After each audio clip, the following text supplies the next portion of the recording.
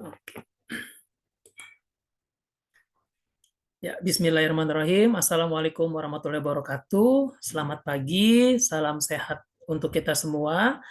Yang saya hormati Kepala LPPM Universitas Teknologi Bapak Dr. Ahmad Rifki Fauzi, SPMSI. Yang saya hormati para narasumber yang sudah hadir pada hari ini. Yang pertama adalah dari Direktur Utama PT Sanghyang Sri, yang pada hari ini akan dihadiri oleh Bapak Adi Cahyono Nugroho atau mungkin nanti mewakili. Kemudian yang saya hormati Ketua Tim Peneliti Persediaan Beras IKN yaitu Bapak Dr. Arman SPMSI beserta para anggota penelitinya. Kemudian yang saya hormati Sekretaris Dinas Ketahanan Pangan Kabupaten Penajam Pasir Utara Bapak Dr. Hewan Arif Murdiatno. Yang saya hormati pula para undangan dan juga Bapak Ibu peserta seminar nasional yang dilaksanakan daring pada hari ini. Nah, pada hari ini, marilah kita panjatkan puji syukur kepada Tuhan Yang Maha Esa yang telah memberikan limpahan rahmat, kesehatan, kesempatan, dan juga karunia-Nya kepada kita semua, sehingga kita dapat hadir di acara seminar nasional ini dengan sehat dan walafiat. Nah, tema hari ini adalah Peta Ketahanan Pangan Beras Ibu Kota Negara atau IKN yang merupakan hasil dari penelitian tim dosen yang terdiri dari Pak Arman, kemudian ada Pak Budi Purwandaya, Bu Heni, dan rekan-rekan yang lain yang bekerja sama dalam penelitian tersebut. Ketahanan pangan adalah suatu kondisi terpenuhinya kebutuhan pangan bagi rumah tangga yang tercermin dari tersedianya pangan secara cukup, baik dari segi jumlah maupun mutunya, aman untuk dikonsumsi, merata, dan juga terjangkau. Hari ini, program studi agribisnis Universitas Teknologi mempersembahkan acara yang menarik dengan tema Peta Ketahanan Pangan Beras di Ibu Kota Negara atau IKN yang diselenggarakan pada hari Kamis tanggal 28 Desember 2023 secara daring. Saya bacakan susunan acara pada hari ini adalah sebagai berikut. Yang pertama adalah pembukaan acara. Yang kedua nanti ada sambutan dari Kepala LPPM Universitas Teknologi. Kemudian yang ketiga penyampaian hasil penelitian dari tim peneliti. Kemudian yang keempat adalah pemaparan materi dari PT Sanghyang Sri. Dan yang kelima adalah tanggapan dari pemerintah daerah terhadap hasil penelitian yang nanti akan dipaparkan. Kemudian dilanjutkan dengan diskusi, kesimpulan, dan juga penutup. Bapak Ibu hadirin yang kami hormati, memasuki acara yang pertama yaitu pembukaan. Marilah kita buka acara pada hari ini dengan membaca basmalah bersama-sama. Bismillahirrahmanirrahim. Kemudian kita lanjut ke acara kedua yaitu sambutan dari Kepala LPPM Universitas Teknologi Jakarta kepada Bapak Dr. Ahmad Rifki Fauzi, SPMSI. Kami silahkan. Terima kasih. Suara saya dengar jelas, Pak Wari? Ya, terdengar, Pak. Baik, terima kasih Pak Moderator dan Bapak Ibu semua. Bismillahirrahmanirrahim. Assalamualaikum warahmatullahi wabarakatuh. Waalaikumsalam. Selamat pagi dan salam sejahtera untuk kita semua. Salam sehat selalu Bapak Ibu semua. Dan ini juga banyak sepertinya mahasiswa dari program studi agribisnis dan agroekonomi Universitas Teknologi. Selamat pagi semuanya para mahasiswa. Puji dan syukur, pertama-tama mari kita panjatkan puji dan syukur kehadirat Tuhan Yang Maha Esa karena berkat rahmat dan limpahan berkahnya dari Tuhan Yang Maha Esa kita bisa bertemu pagi hari ini di acara yang sangat baik ini, di seminar hasil penelitian tim peneliti dari Universitas Trilogi yang kebetulan pada hari ini tim peneliti bekerja sama juga dari Universitas Trilogi bekerja sama dengan Institut Pertanian Bogor. Yang saya hormati Bapak Dr. Hewan Arif Murdianto selaku perwakilan dari Dinas Ketahanan Pangan Kabupaten Penajam Pasir Utara ya Pak ya. Oke, kemudian beserta jajarannya saya melihat di sini banyak sekali teman-teman dari Dinas Ketahanan Pangan dari Penajam Pasir Utara, kemudian juga ada dari PT Sanghyang Sri yang mungkin akan hadir, mudah-mudahan hadir saat lagi ini. Kemudian dari para tim peneliti yang diketuai oleh Pak Dr. Arman serta para tim peneliti yang lain ada Pak Dr. Setia Longgono, Bu Heni Agustin, Pak Budi Purwandaya, juga Pak Budi Cahyono. Saya ucapkan selamat datang dan selamat bergabung di acara seminar hasil penelitian kali ini. Ini adalah penelitian ini merupakan penelitian yang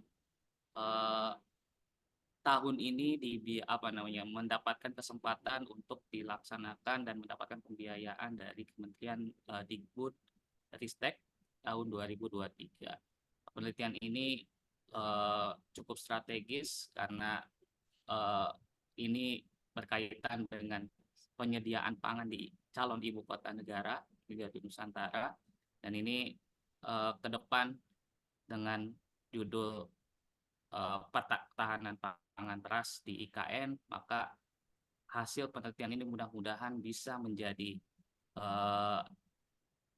masukan ataupun sedikit memberikan kontribusi untuk bagaimana merancang sebuah ketahanan pangan khususnya komoditas beras di ibu kota negara nantinya, calon ibu kota negara Nusantara. Karena pemerintah sudah menyatakan bahwa mulai tahun depan para ASN yang dari Jakarta atau dari ibu kota negara Jakarta akan mulai secara bertahap berpindah ke IKN, dan itu mereka juga pasti akan membutuhkan makanan, dan penyediaan makanan tentu harus disiapkan secara lebih matang. Dan ke depan semakin banyak para ASN ataupun penduduk-penduduk baru di IKN, tentu saja ini akan membutuhkan strategi bagaimana menyediakan pangan ke depan di IKN, khususnya untuk para pendatang gitu ya, di komoditas, untuk komoditas-komoditas beras.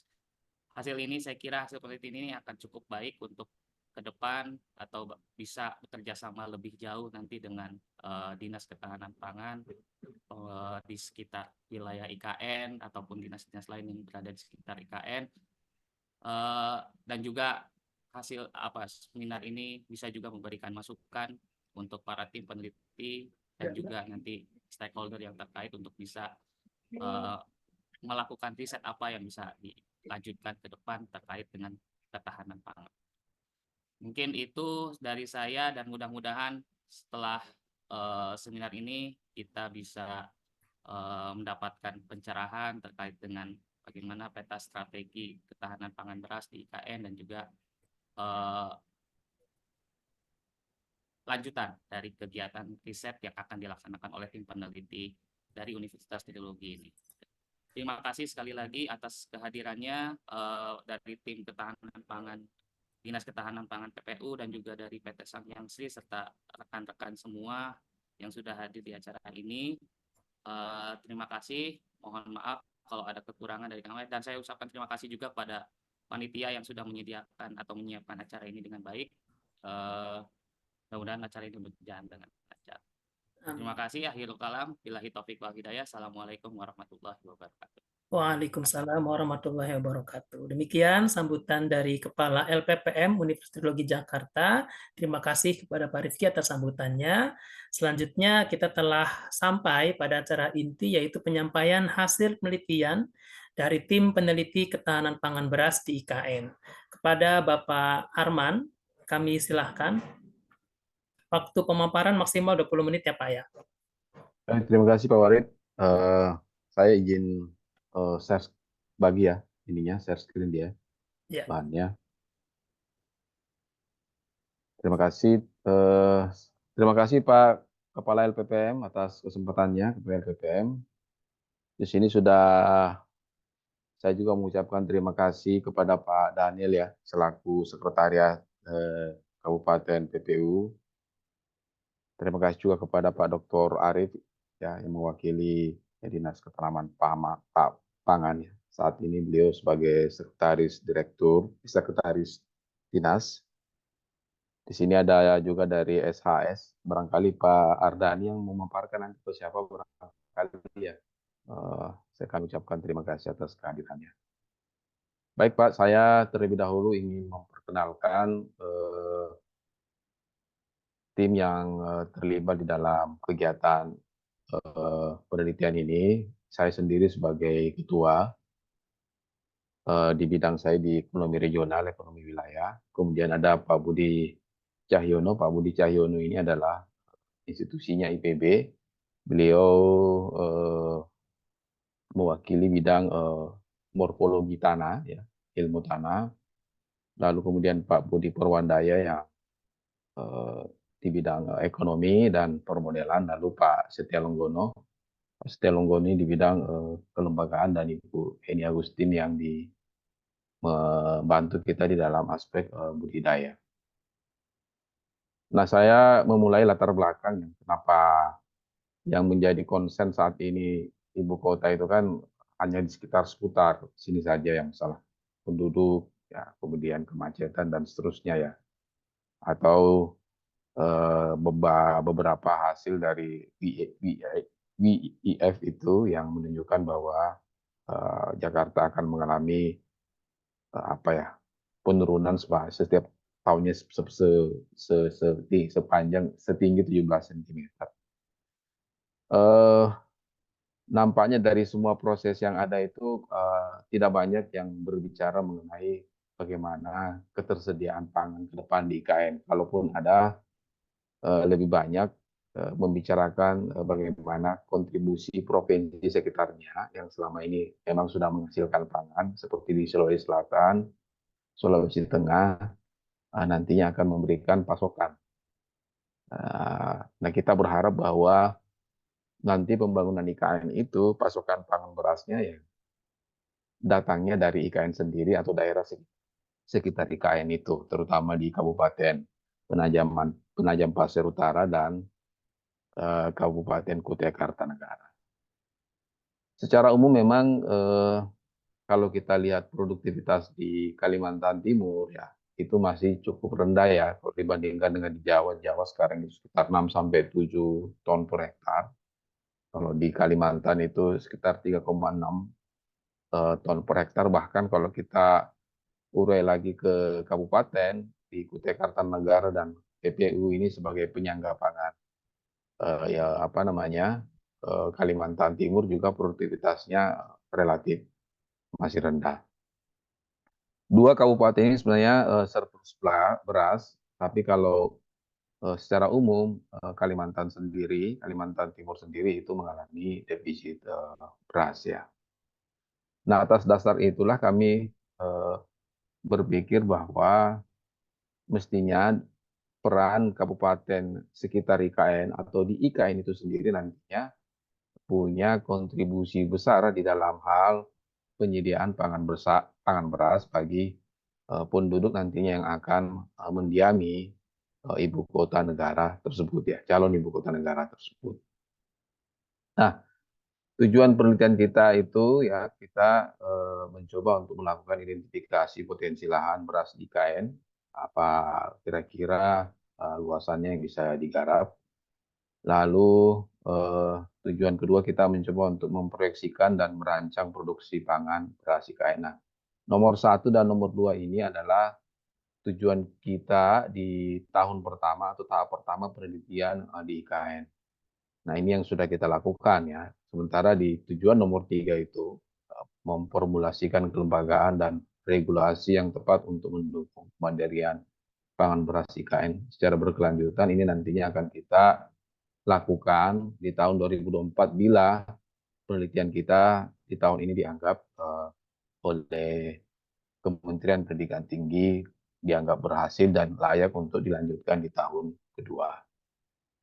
Nah, di tahap pertama yang sudah kita lakukan, kita sudah melakukan pemetaan spasial identifikasi potensi lahan, ya, juga di sini kita menggunakan peta yang sudah ada, di samping juga kita menggunakan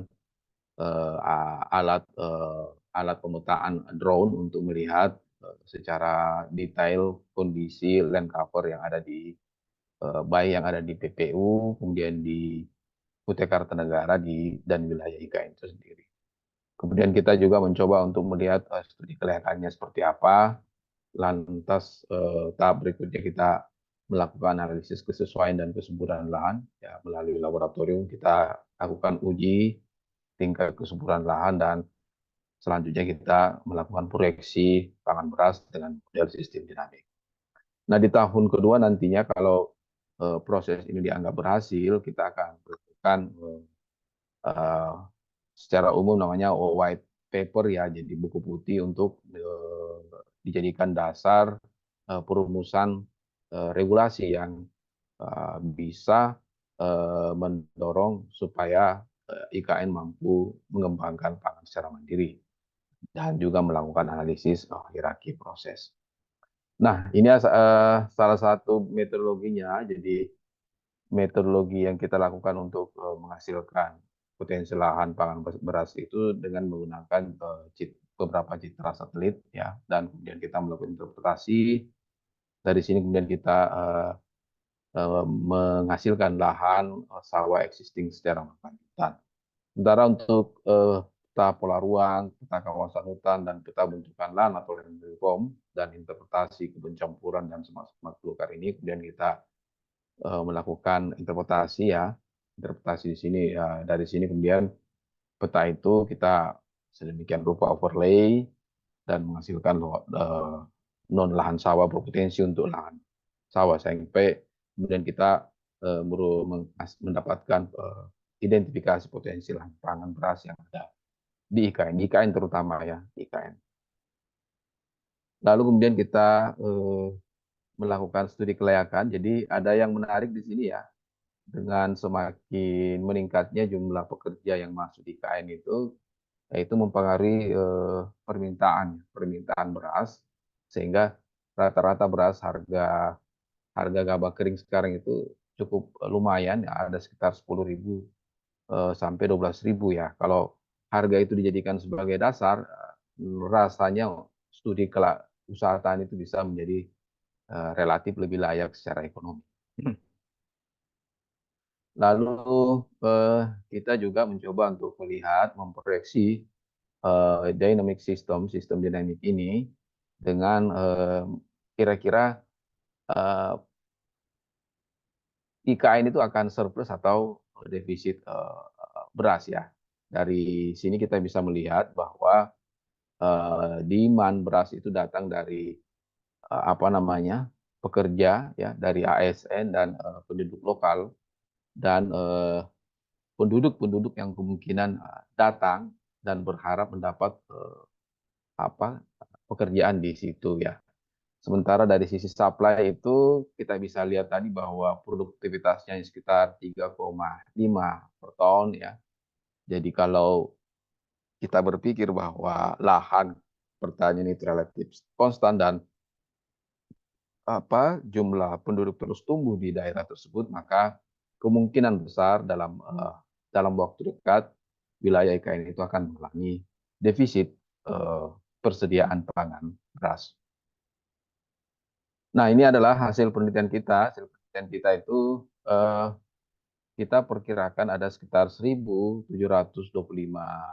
existing land sawah di situ yang kita bisa lihat di sini ya, di daerah sekitar daerah sungai di sini. Di sini ada beberapa daerah-daerah yang potensial existing lahan sawah. Memang dia tidak kompak ya, tapi di sekitar daerah bagian barat ini ya, itu relatif kompak lahan sawahnya, sehingga kemudian ini cukup bisalah dikelola secara kelembagaan ya.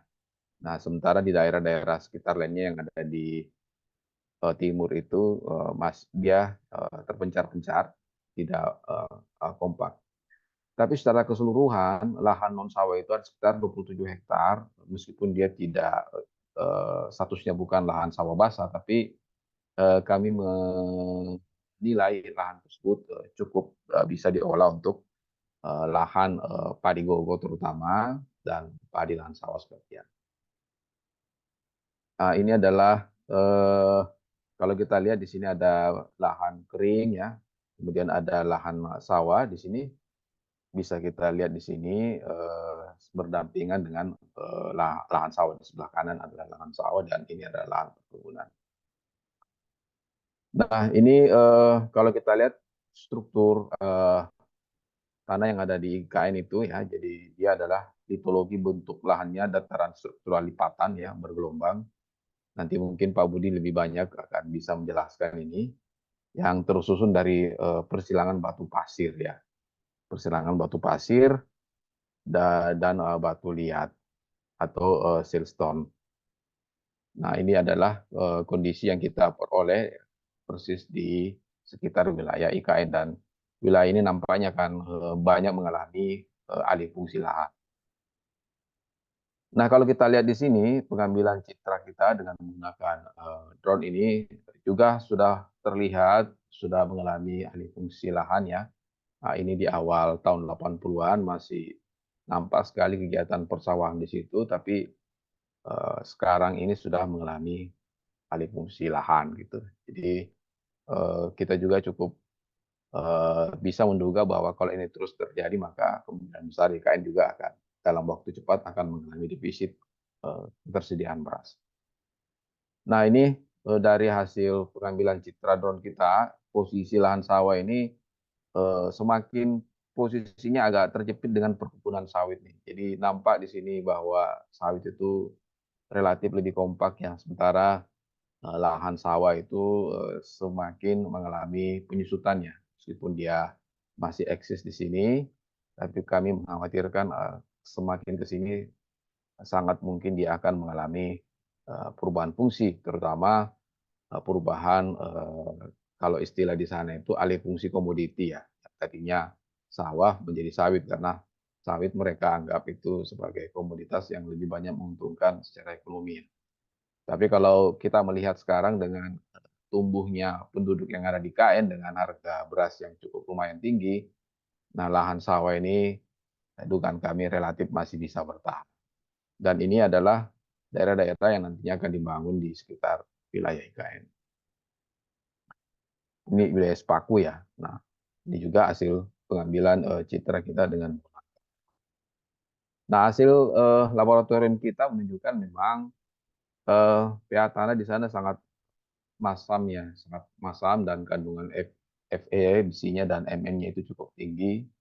Kadar N totalnya sedang dan rendah, dan P yang tersedia itu sangat rendah. Jadi ini yang menjadi faktor kenapa tanah di sana tergolong sebagai tanah yang kurang subur, sehingga tentu saja ini juga akan mempengaruhi produktivitas. Lalu faktor pembatas berupa pH, H2O, dan KTK tanah dan KB-nya juga merupakan faktor pembatas pada tanah non sawah. Nah, yang paling hasil lainnya adalah ini C organiknya sangat kecil, yaitu hanya di bawah 2%. Kita harapkan memang harus ada bahan organik untuk meningkatkan ketersediaan P-nya, kemudian pemberian kapur amilioran, dan kemudian juga diharapkan ada sintetik anorganik secara bijak untuk bisa memperbaiki kualitas lahan yang ada di sekitar IKN tersebut. Nah, ini adalah bentuk landformnya. Ini sedikit pengulangan dari materi yang ada di atas sebelumnya, tapi kalau di sini kita bisa melihat bentukan lahan di IKN ini datarannya bergelombang dan berstruktur lipatannya. Litologi batu pasir kuarsa, sehingga sangat memungkinkan terjadi pembentukan pengasaman ya, dan menyebabkan kandungan Fe dan Mn-nya tinggi. Nah, lahan sawah banyak terdapat di bentukan lahan pelembahan atau infield valley, relatif mudah mendapatkan air. Lalu analisis tanah kesuburannya cukup rendah, diperlukan pengolahan tanah untuk mendapatkan produktivitas padi tinggi. Nah, salah satunya adalah penambahan pupuk, K, dan bahan organik serta pengapuran. Demikian juga pengembalian jerami ya ke dalam tanah sangat disarankan untuk memperkaya bahan organik dan efisiensi. Nah, kalau kita lihat dengan adanya penduduk masuk di IKN-nya dengan kondisi sekarang cukup banyak penduduk pekerjaan datang di sana, memang sedikit mempengaruhi demand padi beras ya, padi beras yang ada di sana, terutama untuk kegiatan budidaya lahan sawah basah ya. Nah, kalau harga yang tadinya sekitar 6.000 sampai 7.000 per kilogram gabah kering, sekarang ini menyentuh pada saat penelitian dilakukan itu menyentuh di sekitar 9.000 sampai 12 kilogram dan dilakukan selama 2 kali tanam, maka dengan luas area 0,5 hektar relatif kegiatan budidaya sawah ini memberikan manfaat ya, karena IRR-nya juga cukup tinggi di sini 24%. Tapi kalau untuk padi gogo meskipun juga mengalami kenaikan harga ya, tapi secara umum relatif kurang layak ya. Meskipun bisa juga layak kalau dalam luasan 1 hektar ya, dengan harga 15 kilogram dengan per kilogram, harga 15.000 per kilogram gabah kering dengan asumsi produksi bisa mencapai 1 ton hingga 1,1 ton per hektar. Jadi secara umum memang dengan datangnya penduduk ini sedikit mempengaruhi ya, relatif mempengaruhi keuntungan ya, manfaat ekonomi dari kegiatan budidaya sawah yang ada di IKN. Nah, selanjutnya tahap berikutnya adalah kita melakukan proyeksi ya, ketersediaan pangan apakah mengalami surplus dan defisit. Jadi secara kalau IKN sendiri, otoritas IKN sendiri itu sudah melakukan proyeksi penduduk di sana kurang lebih sekitar 1 sampai 1,2 juta pada tahun 2035 ya. Kemudian penelitian lain juga sudah menggunakan model dinamik ya. Bahkan dia lebih tinggi lagi, di tahun 2024 itu sudah ada penduduk sekitar 1,5 juta jiwa di situ. Sementara kami peneliti di sini ya di tahun 2035 itu ada sekitar 1,69 juta jiwa. Ini adalah proyeksi kami. Jadi kalau kita bandingkan dengan IKN, otoritas IKN, bedanya ada sekitar 600.000 jiwa jumlah penduduk yang akan mendiami wilayah IKN yang ada sekarang ini. Nah, ya ini mungkin sekitar faktor yang mempengaruhi kenapa kemudian penduduk terkonsentrasi ya, salah satunya karena adanya konsentrasi ekonomi dimulai di situ ya, sehingga membentuk aglomerasi, kemudian ada efisiensi produksi dan pengaruh spillover sehingga dalam waktu dekat itu akan mendorong pertumbuhan penduduk ya, pertumbuhan penduduk yang bermungkin di wilayah IKN tersebut. Nah, dari hasil model sistem dinamik yang kita lakukan setelah menjelang tahun 2026 itu kita memprediksi IKN sudah mengalami defisit beras ya. Jadi produksi beras di IKN sudah tidak bisa lagi memenuhi kebutuhan penduduknya, sehingga pada tahun ini memang kita harapkan peran pemerintah daerah khususnya di BPU sebagai penyangga beras ataupun di Kutai Kartanegara itu mampu masuk beras di sini selain mungkin didatangkan dari luar IKN.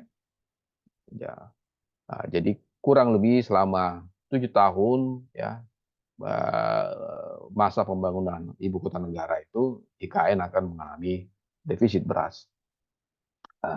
Salah satu hal lain juga karena kita menganggap bahwa produksinya relatif konstan, kemudian kesuburan tanahnya juga relatif cukup rendah, sehingga tidak banyak perubahan yang bisa dihasilkan dari kegiatan budidaya sawah di sana. Nah, sehingga kemudian tentu saja kita berharap bahwa pemerintah menyiapkan kebijakan jangka panjang sehingga nantinya beriringan dengan proses kebijakan tersebut, ya, misalnya kebijakan penyediaan infrastruktur bendungan, kemudian embung, kemudian sistem irigasi, serta kebijakan-kebijakan lainnya. Kita berharap bahwa proses tersebut bisa berjalan sehingga nantinya di tahun 2034 IKN sudah bisa mengalami surplus beras.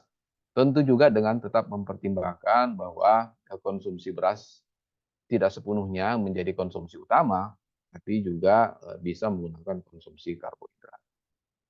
Nah, ini adalah yang kita harap dalam proses atau masa defisit beras IKN selama kurang lebih 6 tahun itu, asumsi kami adalah PPU dan Kutai Kartanegara bisa menjadi salah satu wilayah yang meningkatkan perannya dalam memasok beras di wilayah tersebut.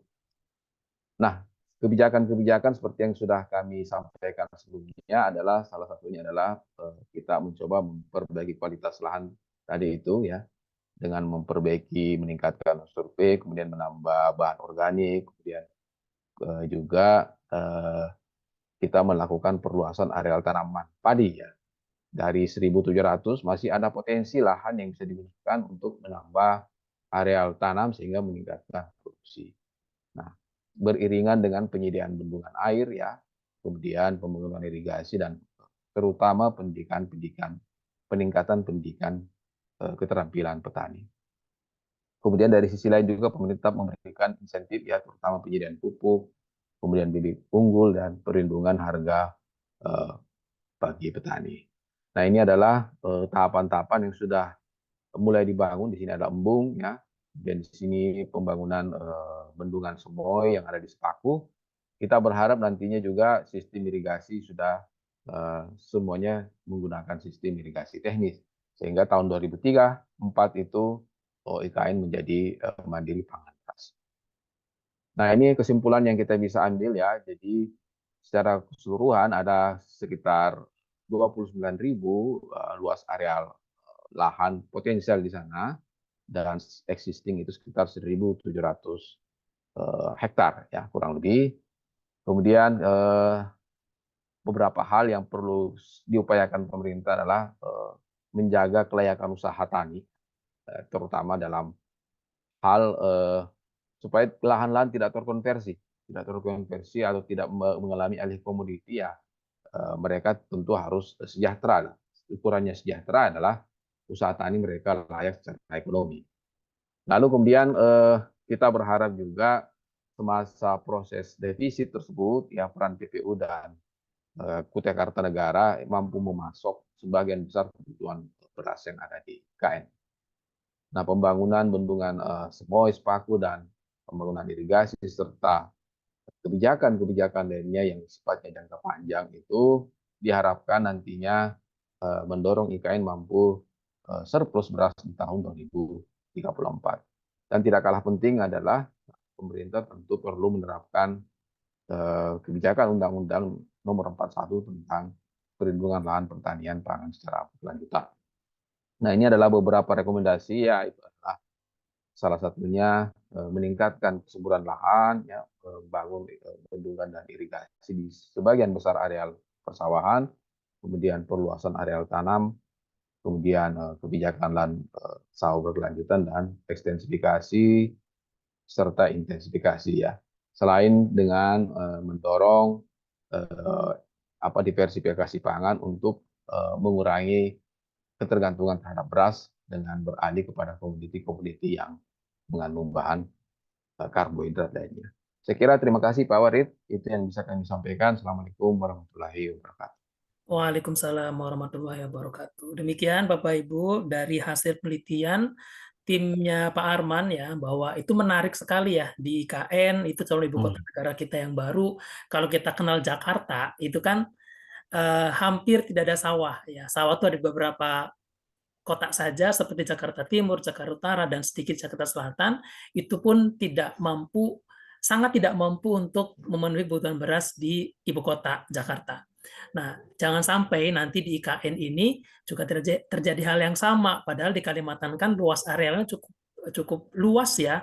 Memang saat ini existingnya bukan untuk padi, tetapi sebagai ibu kota calon ibu kota yang baru, harusnya kebutuhan pangannya itu bisa disediakan oleh wilayah yang dekat dengan ibu kota tersebut. Oke, untuk materi selanjutnya dari Sang Hyang Sri, Pak Adi belum ada. Siapakah Pak Arman yang mewakili Pak Adi? Saya, Pak. Oh iya, ya Pak Adani. Ardani, Silakan Pak. Pak Adani. Ya. Oke. Baik, Pak. Assalamualaikum warahmatullahi wabarakatuh. Waalaikumsalam warahmatullahi wabarakatuh. Selamat pagi dan salam sejahtera buat kita semua.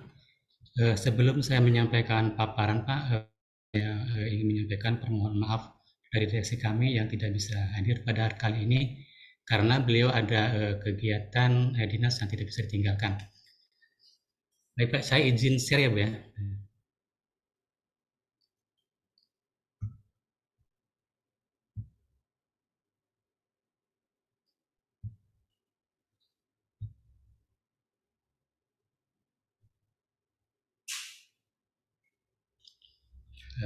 Baik, Pak Dr. Arman yang saya hormati, kemudian Pak Warid sebagai moderator yang saya hormati, dan Pak Arief Murdianto, Pak Ahmad Rifaki, Fauzi, dan juga para anggota peneliti seperti Pak Budi Cahyono, Pak Budi Purwandaya, Dr. Setia, dan Ibu Emi Agustin yang saya hormati.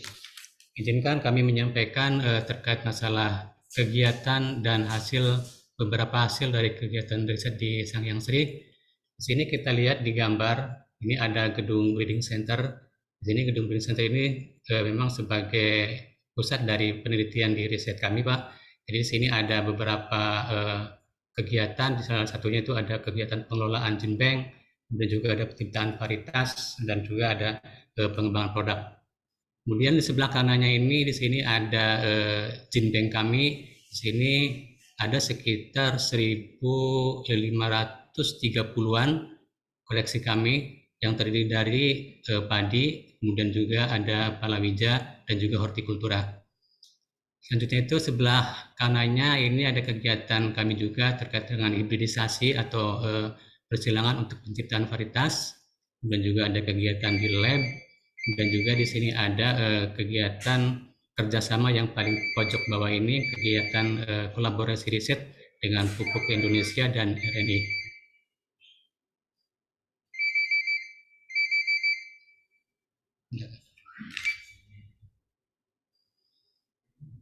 Dan selanjutnya mungkin ini yang nanti akan dapat kami sampaikan terkait fungsi riset dan pengembangan di PT Sangyang Sri. Kemudian ada fasilitas riset dan pengembangan, kemudian juga program kerja riset dan pengembangan, kemudian hasil riset dan pengembangan, dan permasalahan dan solusi di pengembangan riset. Yang pertama terkait fungsi riset dan pengembangan di perusahaan. Jadi yang pertama ini sebagai penghubung, di mana bagian riset ini menghubungkan antara sumber inovasi teknologi benih dan beras serta sarana produksi pertanian yang dimiliki oleh lembaga lain, apakah itu akademisi atau juga lembaga penelitian dan juga swasta, dengan PT Sangyang Sri dengan mengoptimalkan sumber daya perusahaan, di mana sumber daya perusahaan di kami ini ada lahan seluas sekitar untuk penelitian 12,5 hektar, dan juga untuk produksi benih dan beras ada sekitar 3.160 hektar yang sudah terintegrasi. Kemudian juga ada sumber daya lainnya yang terkait dengan SDM dan plasma nutpa yang ada di kami. Kemudian optimalisasi sumber daya. Di sini bagian riset mengoptimalkan aset dan sumber daya perusahaan untuk melakukan kegiatan penelitian dan pengembangan produk itu dengan memanfaatkan ilmu pengetahuan dan teknologi perbenihan serta perberasan dan juga sarana peralatan pertanian untuk penelitian dan pengembangan produk. Kemudian fungsi yang lain itu ada kerjasama atau kolaborasi dengan bagian lainnya, seperti kita ada kerjasama dengan lembaga peneliti, kemudian juga ada akademisi, dan juga ada dengan swasta yang tentunya itu terkait masalah benih, padi, dan saprodi. Kemudian juga ada pengelolaan jinbeng atau plasma nutpa yang telah kami sampaikan bahwa di kami ada sekitar 1.530 koleksi, dan di situ merupakan koleksi benih tanaman pangan, baik itu padi, palawija, dan juga hortikultura, di mana plasma nutpa ini sebagai kekayaan nasional tentunya untuk pengembangan varietas tanaman pangan yang unggul di kita. Selanjutnya itu terkait dengan fungsi pengembangan produk. Jadi di kami juga melakukan pengembangan produk inti di perusahaan, baik dengan memanfaatkan sumber daya perusahaan maupun kerjasama dengan produsen benih atau beras, di mana produk inti itu kita tetap ke benih dan beras, kemudian juga pengembangan produk non lainnya atau non inti lainnya di perusahaan dengan memanfaatkan sumber daya perusahaan maupun kerjasama dengan instansi terkait dan perusahaan lainnya. Di sini produk non inti ini termasuk di dalamnya itu ada pupuk, dan juga ada peralatan pertanian, dan juga teknik-teknik tentang budidaya teknologinya. Ini terkait dengan fasilitas riset dan pengembangan yang ada di kami, Bapak Ibu. Yang pertama itu tadi jinbeng. Di sini merupakan koleksi plasma nutpa benih pangan. Di situ ada varietas dan galur padi, palawija, dan hortikultura. kami sudah mengkoleksi dari beberapa daerah, bahkan dari luar negeri juga, sekitar ada 1.530-an. Dan ini merupakan sebagai sumber keragaman genetik kami untuk bahan penciptaan varietas baru. Kemudian ada fasilitas lahan penelitian yang luasnya sekitar 12,5 hektar. Dan ini kami lakukan untuk kegiatan penelitian, baik itu penelitian mandiri maupun kerjasama dengan pihak ketiga. Ada juga fasilitas lainnya yaitu laboratorium. Di sini ada lab analisa benih dan juga ada lab hama dan penyakit. Hanya mungkin untuk lab hama dan penyakit ini sementara ini kami lagi vakum. Jadi lab ini sebagai tempat kegiatan analisa gabah atau benih, kemudian juga sebagai tempat penyimpanan bahan kimia dan alat labnya, kemudian sebagai ruang kegiatan untuk analisa hama dan penyakit tanaman. Di samping itu juga fasilitas yang lain itu ada rumah kaca atau greenhouse. Di sini ada 6 unit. Kami gunakan sebagai tempat evaluasi untuk F1, yaitu hasil dari hibridisasi atau persilangan. Kemudian juga sebagai tempat untuk persemaian benih yang terbatas jumlahnya. Kemudian juga gunakan sebagai tempat untuk penjemuran hasil panen F1 atau hasil panen rejuvenasi. Selanjutnya juga ada fasilitas gudang di bagian di riset kami ini, ada cooling room dan juga ada gudang biasa sekitar ada 3 unit. Jadi sini untuk penyimpanan benih sumber, untuk penyimpanan sementara hasil panen, dan juga untuk penyimpanan alsintan. Program kerja riset dan pengembangan yang kami lakukan ini dari tahun ke tahun tidak lepas dari ini, Pak. Jadi ada kegiatan riset atau penelitian produk. Ini ada pengelolaan gene bank yang terdiri dari koleksi plasma nutfah, kemudian juga rejuvenasi atau permajaan plasma nutfah, kemudian juga ada pendeskripsian dari koleksi plasma nutfah ini. Selanjutnya ada kegiatan atau program kerja tentang penciptaan varietas galur, ada penciptaan varietas galur unggul padi, dan juga ada varietas unggul non padi. Untuk padi, kami melakukan penciptaan varietas padi hibrida, kemudian juga untuk penciptaan varietas padi khusus aromatik.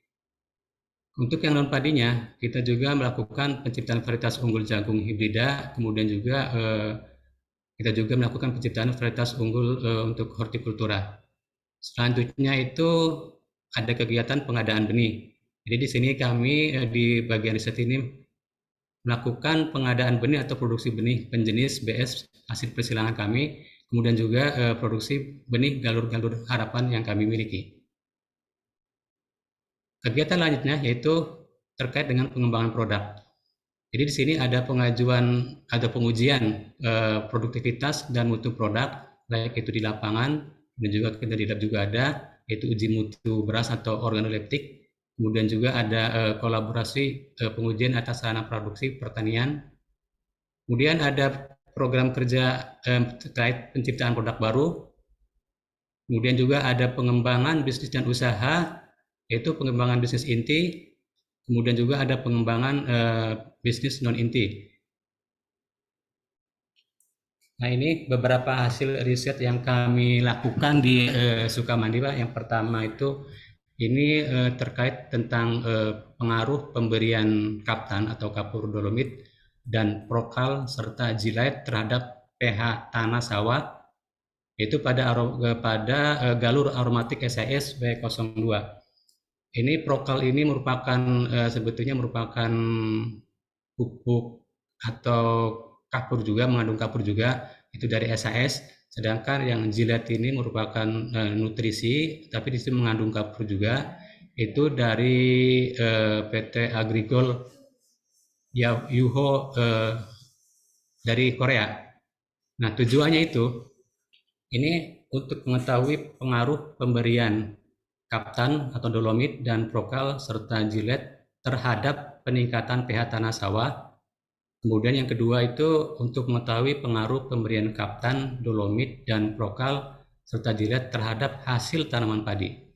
Penelitian ini dilakukan di tahun 2022 akhir, dan dengan perlakuannya itu dolomit dosisnya 500 kg per hektar, kemudian untuk prokalnya 200 kg per hektar, sedangkan untuk jilaitnya 18 kg per hektar. Jilet ini ada sebagian yang dicampur dengan pupuk dan juga ada sebagian disemprotkan. Hasil pengamatan yang kami lakukan yang pertama itu terkait dengan pH. Di sini untuk jilet, pH sebelum tanam atau sebelum pengolahan kita lakukan tes pH tanah yaitu sekitar 6 pH-nya. Kemudian untuk yang prokalnya itu pH awal itu 5,7. Kemudian untuk dolomitnya itu sekitar 5,7 juga. Setelah panen, kami dilakukan pengamatan lagi untuk pengecekan pH. Nah, pH akhir itu untuk jilet itu menjadi 7,3, kemudian prokalnya itu 6,62 dan dolomitnya itu 6,59. Jadi di sini ada kenaikan pH itu sekitar untuk yang jilet itu 1,3, prokal itu 0,92, kemudian dolomit 0,89. Ini yang untuk pH. Sedangkan untuk produktivitas atau hasil ini kami amatin untuk jilet itu 7.429 kg per hektar atau 7,4 ton per hektar dengan kadar air itu 28,2. Kemudian untuk prokal itu produksinya itu 7,46 ton dengan kadar air 28,2 dan dolomitnya itu sekitar 6,35 ton per hektar 28,30. Di sini memang kami di sini tidak ada kontrolnya, hanya kontrolnya di tempat yang lain, di percobaan yang lain itu memang masih di bawah 6, sekitar 5,8 5,9. Ini yang tidak menggunakan perlakuan semacam elemenarium itu atau semacam kapur. Kemudian hasil riset yang lainnya itu terkait reduksi emisi gas rumah kaca pertanian melalui implementasi precision farming. Ini kolaborasi riset antara Sayang Sri, kemudian RNI, dan juga Pupuk Indonesia. Ini dilakukan sama akhir tahun 2022 juga. Tujuannya itu untuk mendapatkan formula pupuk dan rekomendasi pemupukan dari formula pupuk nitrogen dan pupuk spesifik untuk meningkatkan produktivitas padi, galur unggulan, serta pengaruh aplikasi biodekomposer pada jerami untuk meningkatkan kesuburan tanah.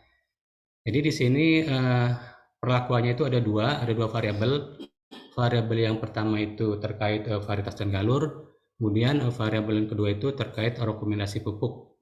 Untuk variabel pertama yaitu varietas atau galur, yang pertama itu varietas Mekongga sebagai kontrol, kemudian galur SAS 3, yang ketiga galur SAS 6, yang keempat itu galur SAS 7, dan yang kelima itu galur SAS 8. Sedangkan untuk variabel rekomendasi pupuknya, pupuk pertama itu menggunakan nitrea 200 kg, kemudian NPK Ponska plus 300 kg, dan KCL 100 kg. Ini sebagai kontrol, ini yang biasa kami lakukan di riset. Sedangkan untuk yang rekomendasi dari PI atau Pupuk Indonesia itu P2 dan P3.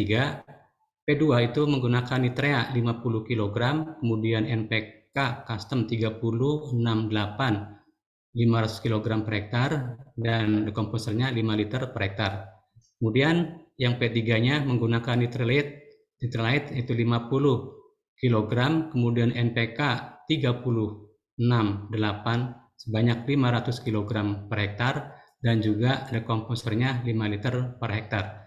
Dekomposer ini diaplikasikan sebelum pupuk kedua. Jadi untuk maksudnya itu untuk jadi untuk jerami-jerami yang ada di kami itu supaya bisa terurai atau misalnya membusuk. Hasil dari pengamatan terkait produktivitas di sini pada perlakuan pupuk P1 dan galur P4 itu mendapatkan hasil produktivitas yang paling tinggi, yaitu mendapatkan 8,77 ton per hektar. Kemudian diikuti oleh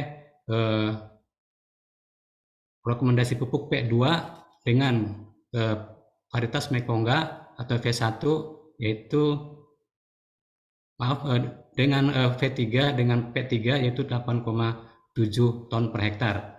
Sedangkan untuk yang pupuknya itu secara rata-rata itu diperoleh yang paling tinggi itu pada P2 yaitu 8,144, sedangkan untuk galur atau varietasnya itu ini yang paling tinggi itu di galur V4 yaitu 8,365 kg per hektar, dan juga V3 8,210 kg per hektar. Kemudian ada lagi terkait dengan hasil uji observasi beberapa galur harapan kami. Ini data ini merupakan data hasil uji organoleptik yang dilakukan di BB Padi. Ini pas tahun 2021 akhir, itu sekitar tanggal 22 Desemberan.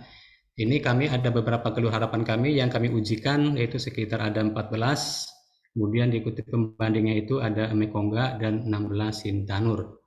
Nah, hasil dari potensi hasil ini memang di sini ada beberapa keunggulan dari galur kami. Yang pertama itu terkait yang dengan nomor 7 atau GAP 18H421, itu potensi hasilnya sekitar 10,3. Kemudian untuk yang nomor 3 GAP 33H1223 itu sebesar 10,200.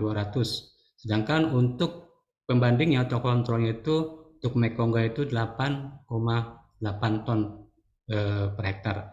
Untuk Sintanurnya yang wanginya itu yaitu 8,5 ton per hektar. Nah, ini merupakan hasil uji organoleptik yang dilakukan di BB Padi. Nah, ini permasalahan yang mungkin sering kami hadapi di lapangan, baik itu di riset maupun mungkin di bagian produksi di KPKS atau kebun produksi Sukamandi. Ini yang pertama, kondisi lahan cenderung masam, itu kurang dari 6 pH-nya. Kemudian kesuburan tanah juga cenderung rendah, dengan C organik itu sekitar mungkin kurang dari 2%, mungkin hampir sama juga yang disampaikan dari Pak Arman yang di IKN. Kemudian juga pertumbuhan gulma yang sangat tinggi, di mana salah satu momok di kita itu memang di sini pertumbuhan gulma, karena di sini di Sukamandi ini banyak gulma jenisnya dan juga pertumbuhannya sangat cepat sekali. Kemudian yang keempat, adanya serangan hama dan penyakit, baik itu terkait penggeret batang, kemudian juga warna coklat, tikus, burung, dan juga kresek. Nah, solusi yang sering kami lakukan yaitu kondisi lahan cenderung masam, kami lakukan dengan pemberian prokal, kemudian jilet atau kapur pertanian. Nah, sementara ini kami yang sering pakai itu terkait dengan pemberian prokal dan kapur pertanian. Kemudian untuk kesuburan tanah yang cenderung rendah ini mungkin kami perlu melakukan untuk pupuk organik dan juga pupuk hayati yang nanti mungkin bisa memecah organik. Pupuk hayati ini bisa memecah organik yang ada di pupuk organik ini. Kemudian untuk pertumbuhan gulma itu perlu ada pengolahan lahan yang baik. Itu misalnya kita melakukan singkal untuk bajaknya, kemudian juga penyiangan yang tepat waktu, dan juga penggunaan herbisida yang bijak. Biasanya di sini kami melakukan penggunaan herbisida ini dilakukan sebelum tanam atau pratanam, kemudian juga dilakukan juga ada penggunaan herbisida yang purna tumbuh. Untuk pengendalian hama dan penyakit kami lakukan terkait masuk hama ini, kita pemasangan light trap. Kemudian juga untuk monitoring juga, untuk monitoring terkait perkembangan hama dan penyakit penerbangannya, kemudian juga tanam serempak, budidaya yang baik, dan juga untuk tikus kami melakukan penggunaan border dan pemasangan bubu, di samping ada empos gali dan gropiok tikus. Kemudian yang untuk kresek tentunya kami menanam varietas yang tahan kresek di musim penghujan terutama, kemudian juga penggunaan jarak tanam yang tidak terlalu rapat, kemudian juga penggunaan bakterisida yang ada di Sukamandi. Selanjutnya Ini saran dari kami untuk lahan yang di IKN, Pak.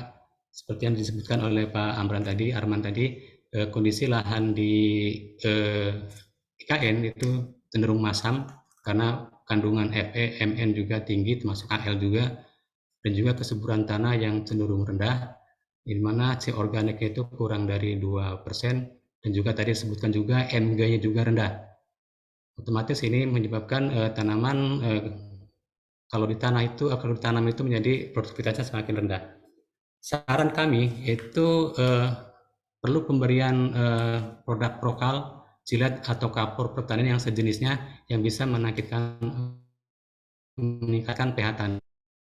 Kemudian pemberian pupuk organik dan pupuk hayati, dan juga mungkin perlu pengelolaan lahan yang baik.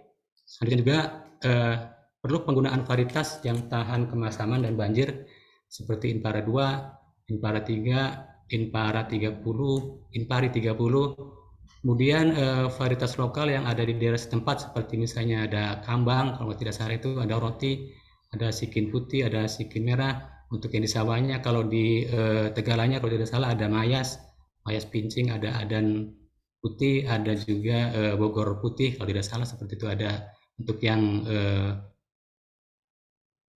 padi gogonya. Kemudian juga perlu ada hasil panen, jerami hasil panen ini dikembalikan lagi ke lahan untuk menambah bahan organik dan juga mungkin untuk menambah seperti unsur K dan P-nya. Mungkin itu Pak yang dapat kami sampaikan pada kali ini. Kurang lebihnya mohon maaf. Assalamualaikum warahmatullahi wabarakatuh. Waalaikumsalam warahmatullahi wabarakatuh. Terima kasih banyak Pak Ardani atas materi yang sangat menarik. Ini cocok ya. Tadi di hasil penelitian Pak Arman bahwa kondisi lahan di IKN itu cenderung masam, bahkan sangat masam. Ini juga tadi di Sanghyang Sri punya beberapa hasil penelitian yang mungkin bisa diterapkan nanti di IKN supaya bisa meningkatkan hasil atau produktivitas padi yang ada di sana. Nah, tadi kalau kita lihat ya, jauh sekali ya produktivitasnya. Padi di IKN itu rata-rata 3-4 saja produktivitasnya. Sementara lahan tadi hasil penelitian yang di Sanghyang Sri itu 2 kali lipat dari IKN dengan penambahan tadi pertanian dan juga menggunakan varietas-varietas yang mungkin cocok ya. Tadi juga ada saran dari Pak Ardani yang mungkin bisa nanti dicoba di IKN ya, seperti varietas lokal, tadi ada kembang kalau nggak salah, roti, dan lain-lain. Nanti mungkin bisa dicobakan di sana. Mudah-mudahan yang tahan kondisi masam itu bisa meningkatkan produktivitasnya lagi. Nah, bagi para Bapak Ibu peserta yang sudah penasaran terkait dengan hasil penelitian tadi, dari paparan dua narasumber boleh ya ditulis di chat box atau nanti boleh raise hand. Nah, sebelum masuk ke sesi diskusi, ini ada pembahas dulu nih. Saya persilahkan kepada Bapak Arif untuk memberikan tanggapan terhadap kedua materi tadi. Silakan, Pak. Terima kasih, Mas Farid, Pak Moderator. Assalamualaikum warahmatullahi wabarakatuh. Waalaikumsalam. Yang saya hormati Bapak-Bapak narasumber, Pak Arman, Pak Ardani dari SAS, serta seluruh peserta seminar pada siang hari ini yang berbahagia. Alhamdulillah kita bisa bersama-sama menyimak seminar hasil dari kajian tim peneliti Pak Arman dan kawan-kawan yang disajikan tadi sudah kita simak bersama, dan kami mewakili pemerintah daerah Kabupaten Penajam Pasir Utara, dan saya lihat Mas Farid ini ada juga rekan-rekan dari Kutai Kartanegara. Pak Daniel izin menyampaikan ini Kabag Pembangunan kami di PPU yang mengawal terus untuk program-program pembangunan secara umum dan khususnya ketahanan pangan di Kabupaten PPU. Pertama-tama saya menyampaikan apresiasi dan terima kasih kepada tim peneliti yang telah melakukan kajiannya, penelitiannya, surveinya di Kabupaten PPU dan juga daerah-daerah sekitar khususnya di wilayah IKN yang tadi setelah kita simak, saya tertarik ketika nanti IKN di tahun 2035. Nah, ini ada proyeksi penduduknya 1.600.000 jiwa. Nah, ini. Nah, kalau kita kaitkan dengan peluang ya, peluang untuk penyediaan ketahanan pangan khususnya beras. Saat ini rata-rata kita di Kalimantan Timur itu untuk tingkat konsumsinya adalah 89,5 kg per kapita per tahun. Jadi kalau nanti di tahun 2035 penduduk IKN saja itu potensi atau peluang kita untuk menyediakan sebesar, saya hitung tadi Mas Farid, ini 143.200 ton untuk dalam 1 tahun penduduk IKN di tahun 2035.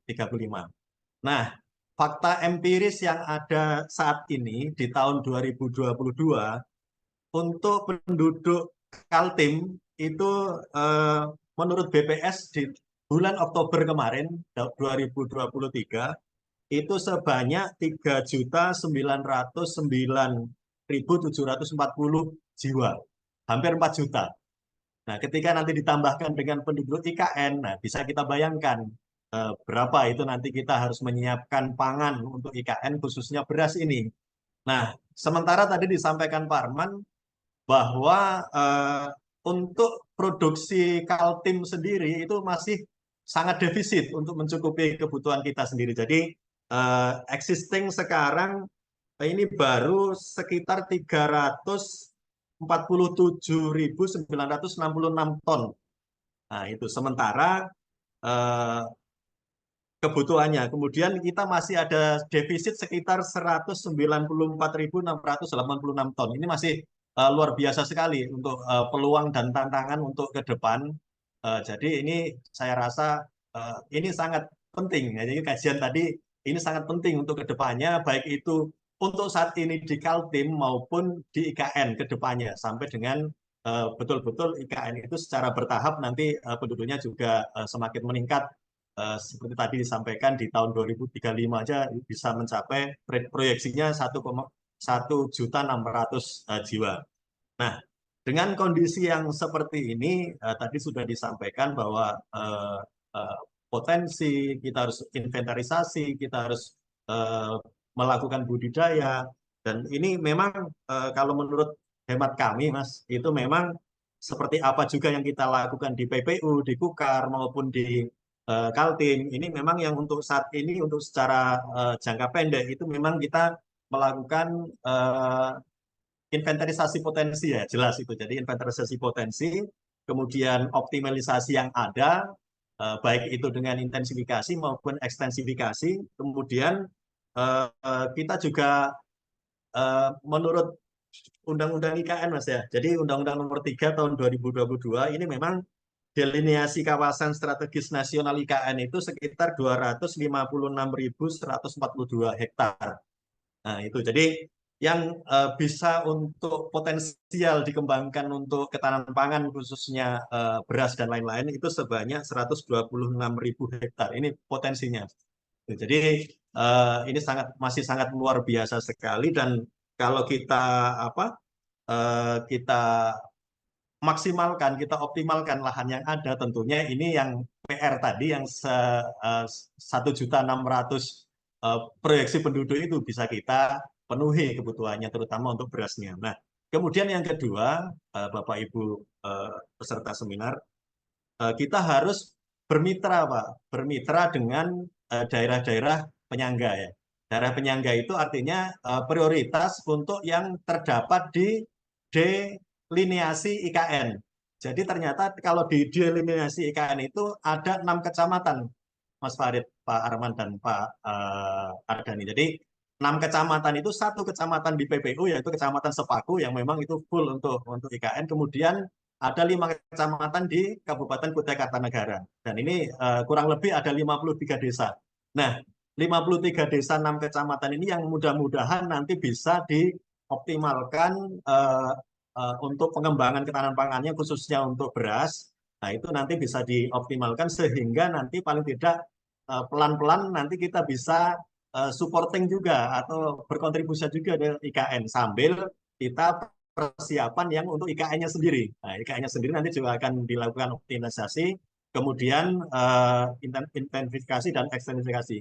Kemudian yang terakhir untuk sebelum itu nanti terwujud, kita pentingnya adanya kerjasama antar daerah Pak Arman. Jadi kerjasama antar daerah itu betul tadi tetap harus menjalin kerjasama dengan daerah di luar IKN, di luar Kaltim, di luar PPU dan Bukar. Mungkin tadi sudah disebutkan dari Sulawesi Selatan, Sulawesi Barat, kemudian dari Jawa, mungkin ya NTB, Kalsel yang paling dekat kan, Kalsel juga paling dekat. Nah, itu mungkin nanti bisa tetap dilaksanakan dengan catatan nanti pastinya persentasenya akan pelan-pelan berubah. Yang tadinya mungkin dari luar pulau atau luar ini persentasenya paling besar, pelan-pelan nanti kita reduksi. Jadi sambil nanti kita yang diliniasi maupun yang di Kaltim secara umum itu meningkat, kemudian dari IKN juga sudah mulai berkembang, sehingga nanti bisa dibalik, yang dari luar nanti akan sedikit, kemudian kita akan bisa swasembada atau mencukupi dari wilayah deliniasi IKN maupun dari IKN itu sendiri. Jadi prosesnya memang ini perlu jangka panjang dan memang betul Pak Arman ini harus dibuat peta jalannya. Memang secara existing memang kita masih belum bisa berbuat banyak untuk saat ini ya. Tapi untuk ke depan kita optimis untuk kita lakukan percepatan-percepatan sehingga untuk pemenuhan beras khususnya ini bisa dilaksanakan. Kemudian barangkali untuk solusinya atau untuk tadi juga dari Pak Ardani sudah disampaikan ada beberapa alternatif solusi dari permasalahannya. Yang pertama barangkali menurut hemat kami Pak itu betul Pak masalah lahan. Jadi kalau lahan kan tidak bisa kita pungkiri Pak ya. Jadi memang itu anugerah Tuhan yang memang lahan di IKN dan di PPU, Kukar dan di Kaltim seperti itu. Kita masih pH-nya rendah, itu betul Pak. Kemudian di samping itu kita curah hujannya juga tinggi Pak. Jadi curah hujan kita itu rata-rata 2.732 mm per tahun. Jadi itu masih sangat tinggi sekali dan tidak menutup kemungkinan nanti ada sawah kita banjir, kemudian apa segala macam lah itu ada kemungkinan-kemungkinan itu di samping hama mungkin ya hama dan lain sebagainya. Nah kemudian yang kedua itu terkait dengan SDM kita Pak, SDM petani kita. Nah itu jadi kita juga harus meng-hire atau meningkatkan keseriusan atau minat daripada petani-petani kita untuk menggarap itu. Nah itu terutama generasi milenial barangkali ya ini perlu ditumbuhkan juga karena existing sekarang mungkin Pak Arman kemarin waktu survei rata-rata sudah sepuh-sepuh Pak petani kita itu kalau di wilayah Sepaku, wilayah Samboja dan lain sebagainya mungkin sama. Jadi ini untuk alih generasi ini juga perlu. Nah itu juga untuk menyiapkan SDM-nya. Kemudian kelembagaannya Pak. Nah kelembagaannya barangkali yang ada sekarang itu kan kelompok tani, kemudian gabungan kelompok tani. Cuman ke depan barangkali perlu dipikirkan juga untuk kelembagaan sistem korporasi Pak. Jadi korporasi di sini bisa yang penting berbadan hukum bisa berbentuk koperasi atau semacam perusahaan ya kita harapannya nanti berbentuk perusahaan pertanian yang sangat bonafit ya tapi untuk saat ini barangkali bisa dengan koperasi pendekatannya atau dengan BUMDes di desa-desa itu bisa kita lakukan seperti itu. Nah kemudian kalau untuk budidaya barangkali kita harus perhatikan kos produksi.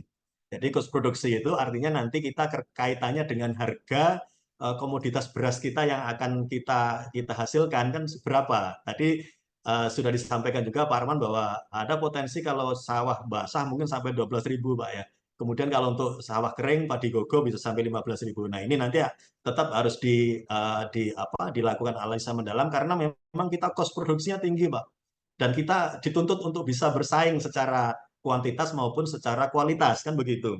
Nah jadi yang lebih penting lagi kita di sini adalah peran pasar, Pak. Pasar ini harus bagaimana kita nanti harga yang didapatkan petani dari komoditas itu bisa betul-betul sesuai lah dengan kos produksi yang luar biasa tingginya. Karena memang ini kan tadi semacam pH rendah kan perlu perlakuan semua itu. Kemudian air, kemudian nanti perlakuan-perlakuan lain yang rekayasa lain yang diperlukan itu membutuhkan kos biaya yang sangat tinggi sekali yang tentunya akan berbeda dengan daerah lain yang memang dianugerahi mungkin tadi Pak Ardani ya pH-nya sudah bagus mungkin kan sudah 7, 6 lah kan di sini rata-rata 5 ke bawah Pak. Jadi itu mungkin kendala-kendala yang memang butuh sentuhan-sentuhan teknologi, sentuhan-sentuhan inovasi yang memang ini juga membutuhkan biaya yang tidak sedikit.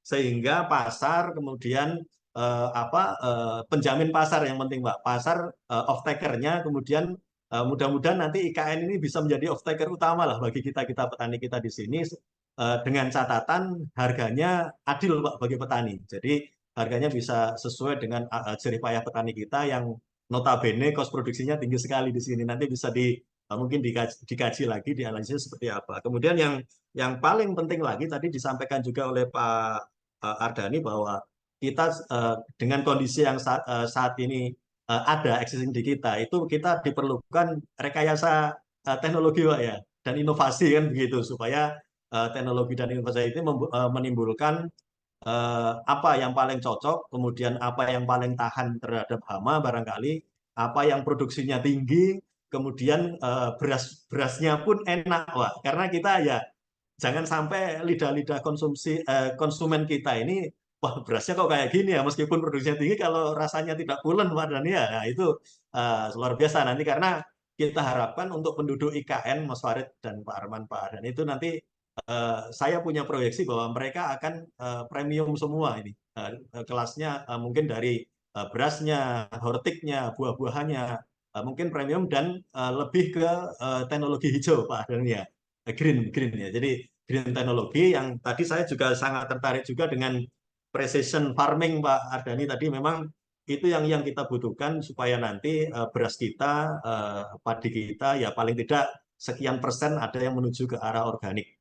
Dan di samping gabah Pak Ardani, mungkin di tempat kami di PPU dan Kukar ini juga ternak sapinya banyak sekali Pak.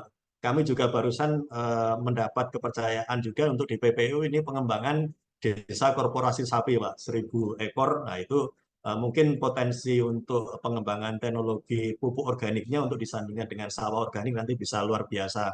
Di samping untuk memperbaiki kualitas struktur tanah yang ada di wilayah IKN. Nah, kemudian tadi disampaikan Pak Arman bahwa untuk lahan IKN untuk existing saat ini yang sudah dikaji adalah 29.199 hektar. Nah, itu seandainya pun itu dimaksimalkan untuk kita produksi padi, itu barangkali dengan kondisi mungkin kita tidak sesuai dengan Pak Ardan ini tinggi sekali 8 ton per hektar. Kita dengan asumsi rata-rata aja lah di Kaltim itu 3,12 ton Pak per hektar gabah kering giling kan. Nah, itu ini baru bisa mencapai mungkin sekitar 91,1 ton saja. Jadi ini masih luas lah, masih panjang kita untuk menyiapkan. Tentunya kita dengan adanya peta jalan ini kita bisa seandainya kita bisa dijalankan oleh semua pemangku kepentingan ya. Karena ini harus kerja kolaborasi Bapak Ibu. Mungkin tidak bisa sendiri, mungkin IKN juga tidak bisa sendiri. PPU, Kaltim tidak bisa sendiri, ini harus sama-sama membutuhkan satu kerja komprehensif yang memang nantinya arahnya kita kebutuhan beras di IKN itu akan tercukupi dengan sebaik-baiknya. Barangkali itu Pak Arman, Pak Ardani, Mas Farid nanti mungkin bisa berkembang di sesi diskusi. Mudah-mudahan masukan yang sederhana ini bisa sedikit banyak melengkapi lah nanti untuk kajian daripada Pak Arman dan kawan-kawan timnya, sehingga apa yang existing real terjadi di lapangan, kemudian kedepannya mau seperti apa, itu bisa kita rumuskan dan kita bisa kaji bersama-sama, kolaborasi mungkin antara akademisi, pemerintah itu pemerintah pusat, daerah, dan provinsi, kemudian juga peran swasta, BUMN, dan juga jangan lupa desa, Mas. Desa kita harus kita lakukan revitalisasi karena saya yakin 50 desa di delineasi IKN ini masih potensial dan mereka semangat sekali ketika peran daripada teman-teman di desa yang membawai langsung petani-petani kita di desa itu dimotivasi dan dilakukan pendampingan, apalagi dengan berbasis teknologi, inovasi, dan juga mulai harus dikenalkan juga dengan teknologi digital. Baik itu dari budidayanya, pemasarannya, dan lain sebagainya, sehingga nilai tambah itu ada. Seperti itu. Baik, barangkali itu sedikit dari kami. Terima kasih kesempatannya ini diundang untuk seminar ini. Mudah-mudahan dapat memperkaya daripada kajian Pak Arman dan kawan-kawan. Kurang lebihnya saya mohon maaf. Saya akhiri ucapan. Wabillahi taufiq wal hidayah. Assalamualaikum warahmatullahi wabarakatuh. Waalaikumsalam warahmatullahi wabarakatuh. Terima kasih banyak Pak Arief. Ini masukannya daging semua nih kalau untuk Pak Arman ya. Informasi banyak sekali Pak Arman, itu bisa memperkaya penelitian nanti selanjutnya ya. Terima kasih banyak. Tadi saya setuju ya, untuk mengatasi masalah ini tuh kita perlu kolaborasi. Jadi tidak bisa kita jalan sendiri, kolaborasi berbagai pihak supaya nanti kebutuhan akan pangan di IKN ini bisa kita jamin lebih baik ya. Oke, mungkin ada yang penasaran dari para peserta yang ingin ikut diskusi. Sekarang adalah waktunya di agenda yang ke-6 diskusi. Silakan bagi Bapak Ibu yang ingin bertanya atau memberikan masukan, kami persilakan boleh raise hand, boleh juga menulis di kolom chat box ya. Silakan Bapak Ibu.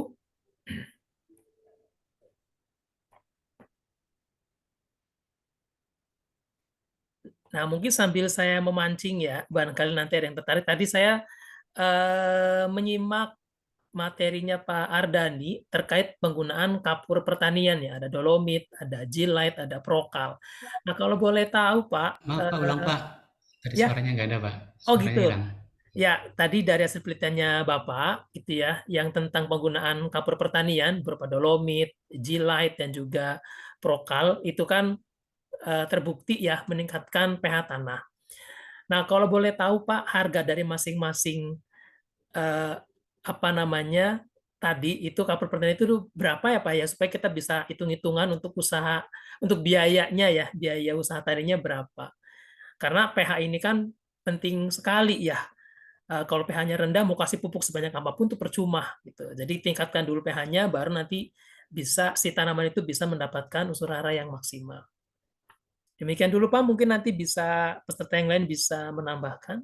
Itu ada juga tuh yang sudah raise hand. Mau ditambung dulu Pak Ardani atau Boleh Pak. ya ditambung dulu ya. Ini ada ada penanya selanjutnya dari Pak Fahmi. Silakan Pak Fahmi, boleh. Ya. Terima kasih. Assalamualaikum warahmatullahi wabarakatuh. Waalaikumsalam warahmatullahi wabarakatuh. Pak Ardani, Kepala PPU. Kemudian sangat menarik tema kali ini sebagai penunjang ketersediaan pangan IKN. Kalau kita perhatikan Pak, bahwa di IKN itu ada beberapa sebenarnya provinsi penyangga yang punya lahan cukup luas dan berpotensi sebagai penyangga pangan di IKN. Yaitu kita bisa sebut Kalimantan Utara, di situ ada Kabupaten Bulungan, di situ ada desa-desa transmigrasi yang mempunyai cukup lahan sebagai penyangga pangan. Di situ ada desa Tanjung Buka, saya kebetulan pernah ke sana. Kemudian ada beberapa kabupaten di sekitar wilayah IKN, ada Tenggarong, ada Pasir yang lahannya saya rasa cocok dengan pangan yang digadang-gadang sebagai ketahanan negara kita.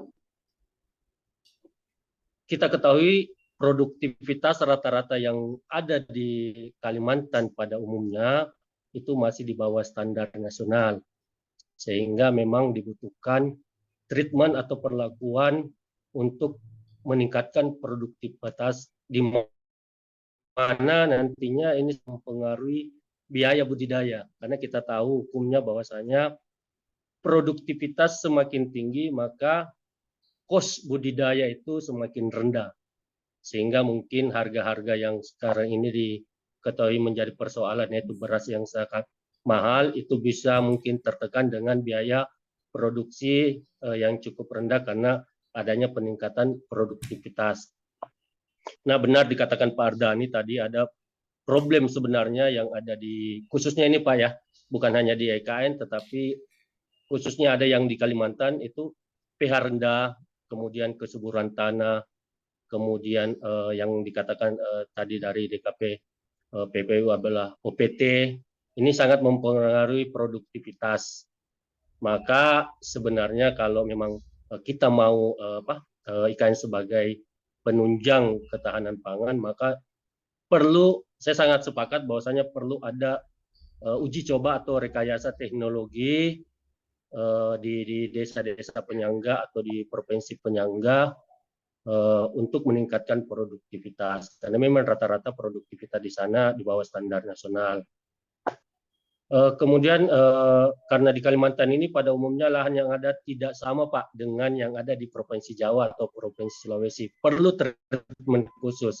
Nah, kira-kira kalau misalnya IKN ini dijabarkan sebagai desa-desa penyangga ini sebagai desa penyangga pangan, kira-kira kalau dari segi tanggapan Pak Ardani atau Pak Amran itu seperti apa nantinya? Apakah memang dibutuhkan treatment? Karena jangan sampai langsung kita action di IKN tapi tidak punya formula khusus untuk peningkatan produktivitas, karena lahan yang ada di IKN itu khususnya Kalimantan itu sangat-sangat jauh berbeda Pak dengan yang ada di provinsi, karena tidak mungkin treatment yang ada yang kita lakukan di Jawa ataupun di Sulawesi kita adopsi untuk kita bawa ke IKN, karena sangat-sangat berbeda. Di sana itu ada lahan gambut sehingga mungkin membutuhkan kayak prokal yang kita ketahui bahwasanya untuk membantu peningkatan produktivitas, meningkatkan pH tanah itu cukup prokal dengan 100 kg atau 200 kg itu menekan 1 digit pH. Mungkin seperti itu Pak Ardani, Pak Amran. Makasih. Assalamualaikum warahmatullahi wabarakatuh. Waalaikumsalam warahmatullahi wabarakatuh. Ya, mungkin bisa direspon terlebih dahulu ya, Pak Arman. Ya, baik Pak Warid. Ya. Terima kasih ya. Saya mungkin akan melihat dari aspek regional economic ya, barangkali nanti Pak Ibu Heni atau siapa yang bisa menambahkan di aspek budidayanya. Jadi salah satu tujuan kita melakukan seminar ini memang adalah sebagaimana yang sudah disampaikan oleh Pak Arif tadi, bagaimana membangun kolaborasi antara perguruan tinggi, pemerintah dan badan usaha, ya kan. Nah, di sini kan sudah kita undang Sang Hyang Sri yang tentu saja sudah punya banyak pengalaman di bidang penelitian teknis, terutama yang berkaitan langsung dengan padi gitu ya. Nah, harapan kita memang kerjasama ini bisa dibangun, Pak. Kerjasama ini bisa dibangun terutama di dalam hal mendorong produktivitas itu ya. Kita tentu berharap bahwa hasil penelitian kita ini bisa terurai. Jadi kalau proyeksi kami sekitar 7 tahun itu mengalami defisit ya, tapi kalau dengan berjalannya kerjasama antara pemerintah dan badan usaha itu bisa saja tidak mencapai 7 tahun defisit itu ya, bahkan bisa 4 tahun atau 3 tahun defisit ya, salah satunya dengan mengembangkan sistem pertanian yang lebih tadi itu yang disampaikan oleh Pak Ardani, beberapa instrumen-instrumen yang sudah dilakukan oleh Sang Hyang Sri. Nah, itu yang mungkin bisa saya berikan tanggapan. Kalau dalam jangka pendek ya, saya pikir memang kerjasama itu perlu segera dilakukan ya, karena tidak mungkin dalam tahun depan atau tahun 2002 tahun ke depan itu IKN sendiri mampu menghasilkan produksi pangan melebihi produksi rata-rata nasional. Ya. Dengan melihat kondisi tanahnya hari ini, rasanya yang disampaikan oleh Pak Arif, ya Pak Arif malah lebih rendah daripada perkiraan kita, 3,112 ton per hektar ya. Kalau kami kan dari data BPS itu masih ada 3,6, 3,4 Pak. Nah, itu mungkin yang kita harapkan ya, model-model kerjasama itu yang mestinya kita bangun. Nah, tentu saja juga dengan kerangka kelembagaan ya, kelembagaan yang sedang kita akan lakukan nanti itu juga bisa membantu bagaimana mekanisme kerjasama antara stakeholder ini, antara pemerintah, badan usaha, dan perguruan tinggi ini. Tentu saja masyarakat ditambah dengan tadi Pak Arif ya, desa. Nah, itu yang perlu kita bangun konsepsinya dalam hal kerjasama tersebut. Mungkin itu Pak Warid dari saya. Barangkali Bu Heni ada yang bisa menambah. Terima kasih. Dari Pak Budi. Dari anggota peneliti yang lain, mungkin. Ya, mungkin saya nambahkan sedikit, Pak. Ya. Ya, boleh. Jadi, saya sangat setuju dengan Pak Fahmi tadi. Jadi,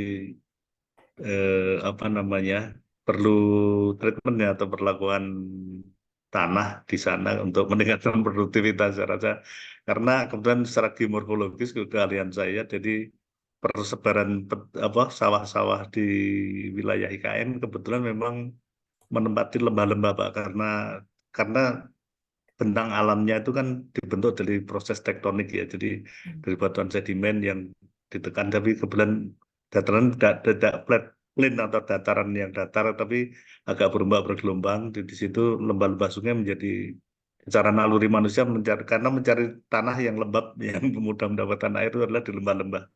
Jadi itu juga mengandung risiko, yaitu biasanya mudah tergenang air atau banjir kalau musim penghujan, sehingga merupakan salah satu kendala. Dan kebetulan batuan sedimen penyusunnya itu kuarsa Pak, jadi asam ya. Jadi oleh karena itu tanahnya jadi asam. Jadi itu terasa salah satu tantangan untuk menetralkan tanah tersebut.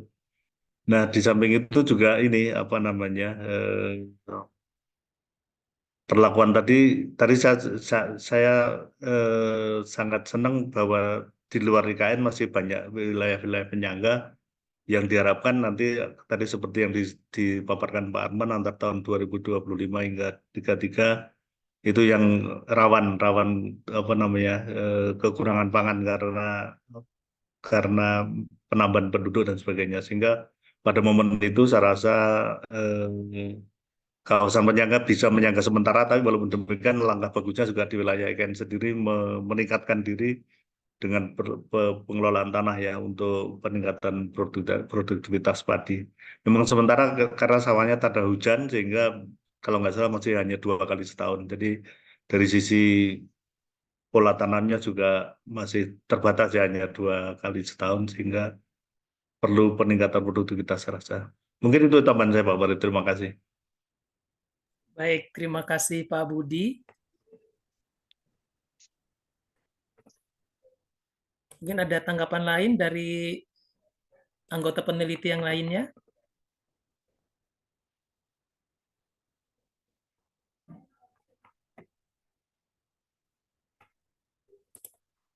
Silakan. Atau mungkin dari Pak Ardani dulu, Pak, untuk merespon pertanyaan tadi. Baik, Pak Wardi. Yang pertama dari Pak Wardi terkait masalah harga, Pak ya. Ya. Memang harga ini harga yang kemarin, Pak ya. Itu saya juga ingat-ingat lupa. Jadi yang pertama yang dolomit atau kaptan itu, Pak. Kalau tidak salah itu sekitar Rp500 per kilo. Ya. Untuk yang dolomit atau kaptan Dolomit, itu. Ya. Ya. Kemudian untuk yang prokal itu seingat saya antara 1.500 sampai 2.000 rupiah per kilogram.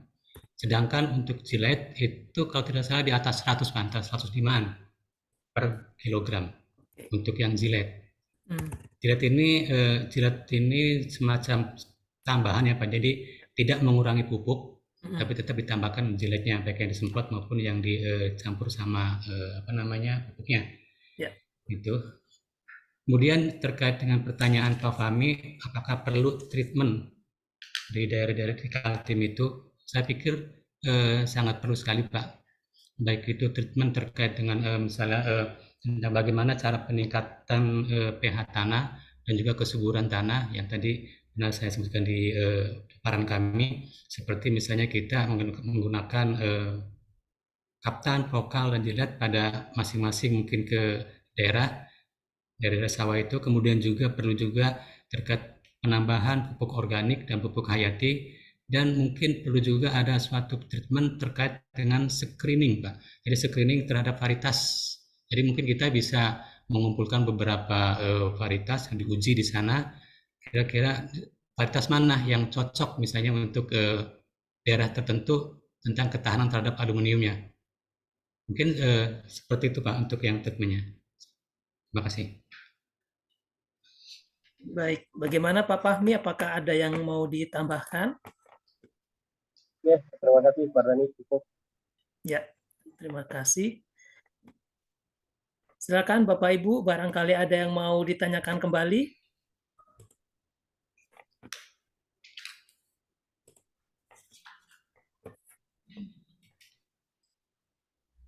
Ya, kalau di SS sendiri Pak, apakah ada galur atau varietas yang kira-kira bakal cocok ditanam di IKN nggak Pak?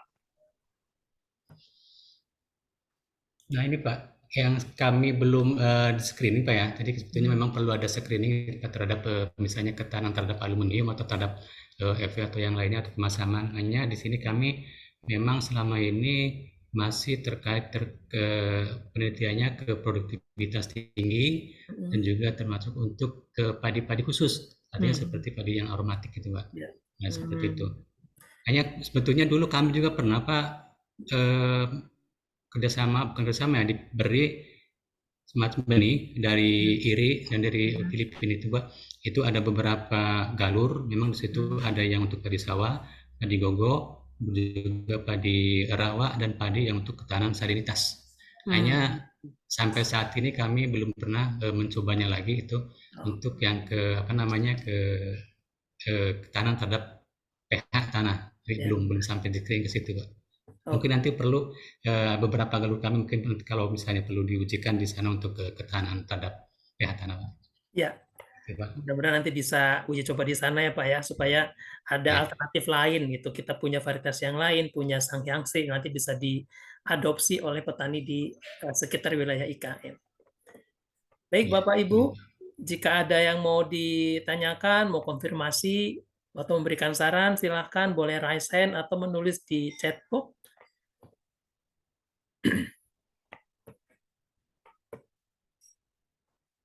Untuk materi dari narasumber, Bapak Ibu bisa akses melalui link yang sudah saya bagikan di chat box. Silakan. Jika ada yang mau ditanyakan atau mau konfirmasi, boleh, mumpung ada para pesertanya, silakan, para narasumbernya silakan.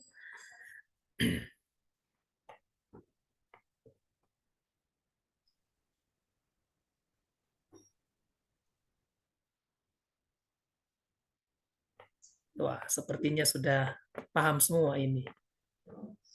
Seperti biasa. Kalau disuruh nanya, nggak ada yang nanya. Silakan, Bu Eni, jika mau bertanya. Bukan saya, ini. Dikit saya. Ya, silakan. Saya ingin nanya, karena memang kalau dari Kalimantan itu kan Aduh, kedengeran Pak. Makanya kurang jelas Pak karena kami. kita uji coba varietas itu di Ketapang, Kalimantan Barat, memang areanya itu lahan gambut. Ada padi gogo, kedua waktu itu kita pakai gogo ranca itu sedikit, kemudian ada varietas gogo ranca, dan sekarang ternyata yang paling bagus dan produktivitasnya tinggi yaitu rata-rata yang varietas lain itu cuma 3 ton per awal, tetapi kalau untuk gogo ranca itu kemarin kita cuma 2 ton 0,3, itu kita rata-rata kan dapat produktivitas itu kurang lebih 5, sekian ton.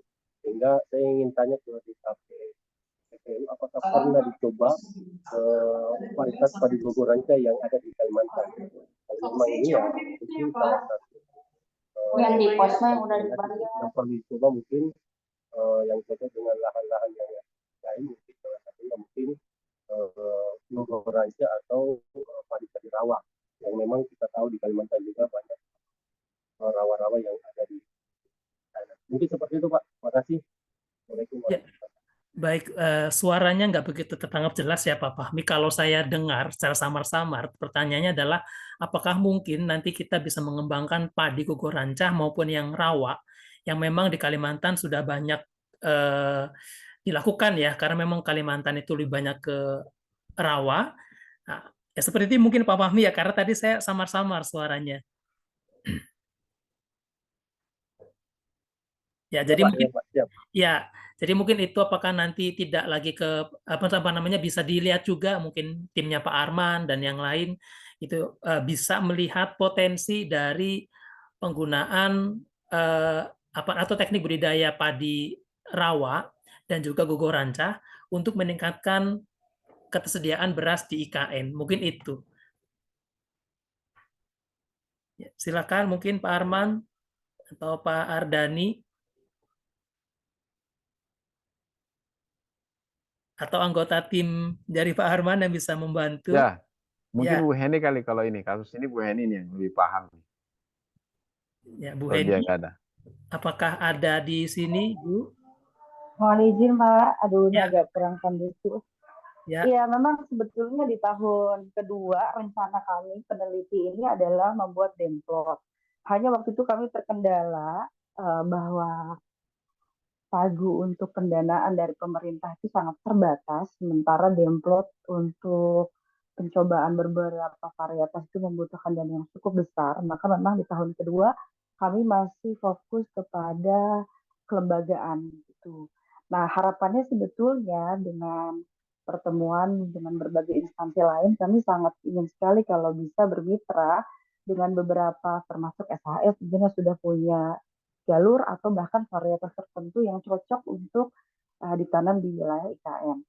Sebetulnya kalau dilihat dari hasil wawancara para peneliti dengan para petani di lapangan, banyak mereka itu mendapatkan benih dari Jawa, Pak, pada saat pulang kampung, kemudian bawa benih-benih yang ada yang tersedia di sana. Untuk pemakaian kapur, normalnya itu kan sebetulnya untuk sekali pakai itu bisa sampai 2 tahun gitu ya. Tapi itu kalau ada bantuan subsidi dari pemerintah. Mahal sekali biaya untuk kapur di sana sehingga mereka menggunakan ya seadanya dengan pH yang rendah itu, tetapi teknik budidaya kebiasaan para petani khususnya para transmigran dari Jawa itu mereka melakukan penyemaian terlebih dahulu, tidak melakukan tabur tebar langsung, kemudian dia menggunakan benih-benih yang sudah bagus memang dari Jawa, itu memang agak mendongkrak, tetapi tidak secara merata karena habit atau kebiasaan dari para petani di sana ternyata cukup berbeda antara yang asli transmigran dari Jawa dengan orang-orang asli di Kalimantan. Itu juga jadi PR besar sebetulnya, terlepas dari nanti kita mau pakai varietasnya sudah bagus nih. Tetapi kalau misalnya nanti SOP, teknik budidaya di sana juga kurang, itu kayaknya juga tidak akan muncul potensi dari varietas yang sudah bagus itu, gitu ya Pak ya. Jadi memang harus berbagi tugas ya dengan sama-sama dengan semua pihak termasuk penyuluh, bagaimana melakukan budidaya yang baik dan benar gitu ya, juga termasuk dengan subsidi dari kapur yang ternyata mahal sekali biayanya sehingga mereka sangat keberatan jadi tekor Pak untuk nanam padi nih gitu. Demikian Pak, mungkin tambahan sedikit. Terima kasih. ya, terima kasih atas tambahannya Bu Heni. Mungkin dari Pak Arief mungkin ya bisa memberikan gambaran Pak kalau di sana yang padi rawa itu seberapa besar sih potensinya dan juga yang padi gogo rancah juga. Mungkin ada informasi Pak Arief? Kalau untuk tanaman padi sawah, memang rata-rata kita di sini persawahan tanda hujan, Mas. Nah, Oh, jadi memang ya alhamdulillah kalau memang curah hujannya tinggi, ya kita alhamdulillah. Tapi ada juga kayak semacam beberapa bulan yang lalu kita El Nino ya, kita tidak bisa berbuat apa-apa kan begitu. Jadi faktor alam juga sangat berpengaruh.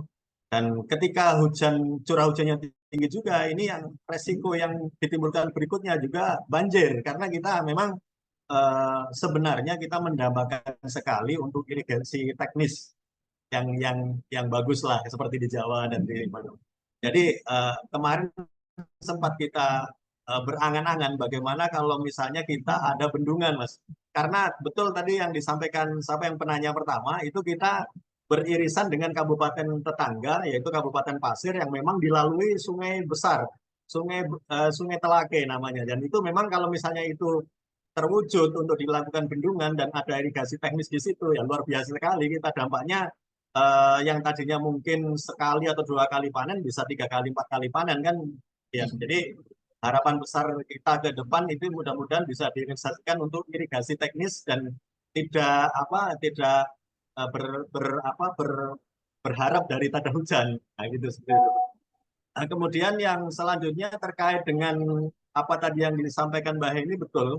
Jadi memang untuk budidaya ini ya kita banyaklah ini tantangannya untuk kita ini. Jadi kalau untuk padi sawah terus terang yang pertama air ya itu memang masukan pertama yang kemudian yang kedua dengan adanya pH asam ya otomatis tadi kapur, kemudian dewasa ini juga kita coba dengan pupuk anti asam dan lain sebagainya. Nah ini beberapa alternatif solusi yang kita tawarkan kepada petani yang mudah-mudahan nanti mana yang lebih efektif. Kita kan mau cari ini mana yang lebih efektif dari beberapa alternatif yang kita tawarkan Kemudian yang selanjutnya lagi adalah mungkin terkait dengan hama, karena memang betul kita untuk jajar legowo itu jarang Mas di sini.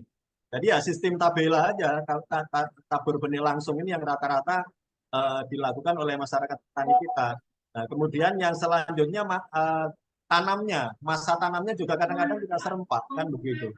Nah, tanam serempak. Jadi hal-hal tersebut yang memang ini menjadi PR kita bersama, kendala kita bersama, dan memang kita harus saling bersinergi untuk melakukan pendampingan tadi disebut terkait dengan penyuluh ya. Oke lah, nanti penyuluh juga kita lakukan penguatan, kemudian juga dengan teman-teman pendamping di desa, kemudian banyak lagi ya, mungkin kita harapkan juga banyak juga relawan-relawan mungkin dari perguruan tinggi, dari swasta. Kan banyak tuh kita juga bergerak teman-teman dari perusahaan mungkin sawit, mungkin migas, itu CSR-nya mereka atau TJSL mereka yang akan kita sangat kita harapkan untuk bisa bersama-sama kita untuk membenahi masalah-masalah yang ada di lapangan. Kemudian kalau untuk padi lahan kering ya, jadi padi lahan kering memang ini banyak juga di daerah-daerah sekitar IKN, justru banyak Mas Farid, Mas Arman. Jadi di situ kita kembangkan terutama di daerah perbatasan ya, daerah Kelurahan Sotek, Desa Bukit Subur, Riko, Sepan, itu banyak teman-teman yang di sana yang memang di daerah-daerah lereng-lereng bukit itu mereka banyak. Nah, cuman kembali lagi terkait dengan produksinya, kemudian mungkin tadi disampaikan Pak Ardani, betul Pak, itu mungkin ya setahun sekali lah. Jadi ini untuk produktivitasnya kan sangat rendah sekali dibanding dengan padi rawa.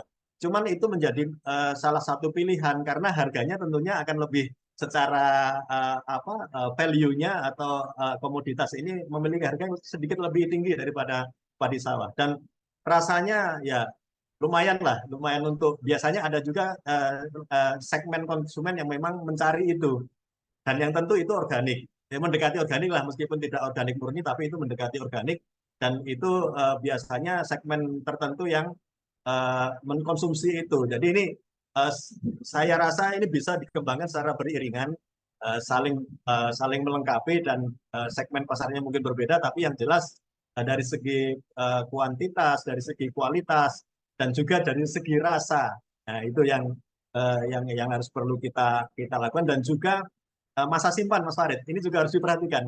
Padi-padi kita untuk di wilayah Kaltim, nah ini rata-rata masih mungkin dipertanyakan lah. Kita harapkan nanti masa simpannya bisa lebih panjang. Nah, ini mungkin perlu juga inovasi dan teknologi yang perlu diterapkan, mungkin dari dini ya, mungkin dari benihnya yang bisa masa simpannya panjang atau seperti apa, nanti teman-teman peneliti atau teman-teman dari SAS barangkali yang bisa melakukan itu. Jadi di samping kualitas produksi, jumlahnya, rasanya, kemudian juga masa simpan, Mas.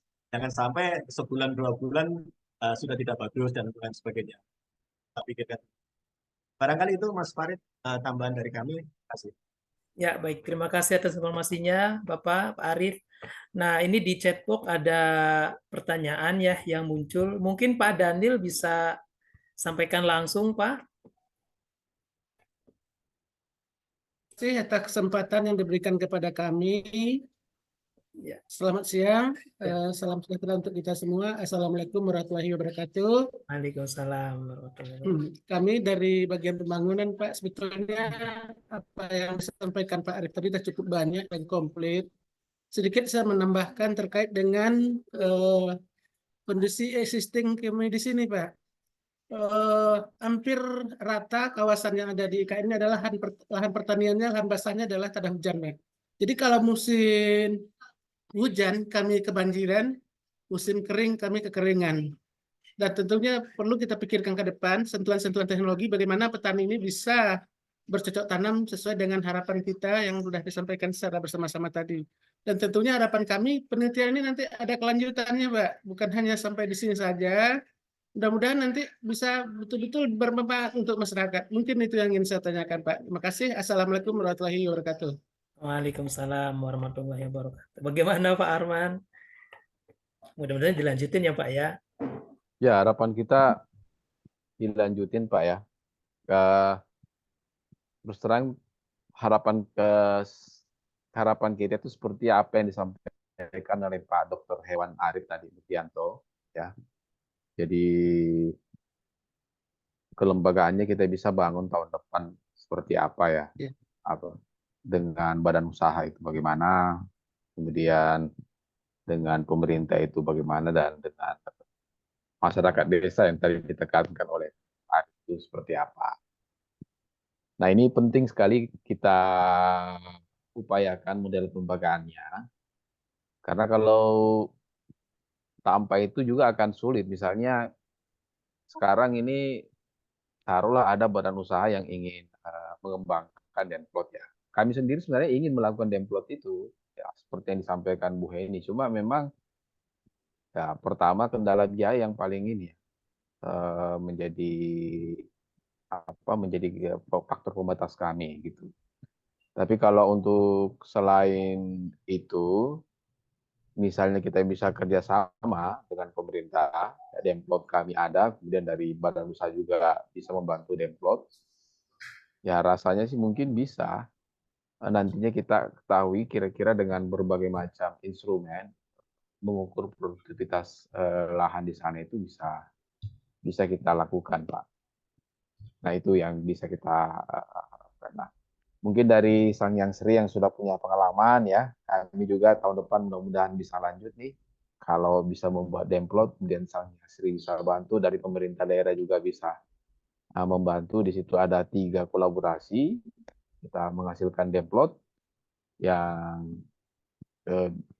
menjadi dasar kita untuk menentukan bagaimana arah kerjasama nantinya.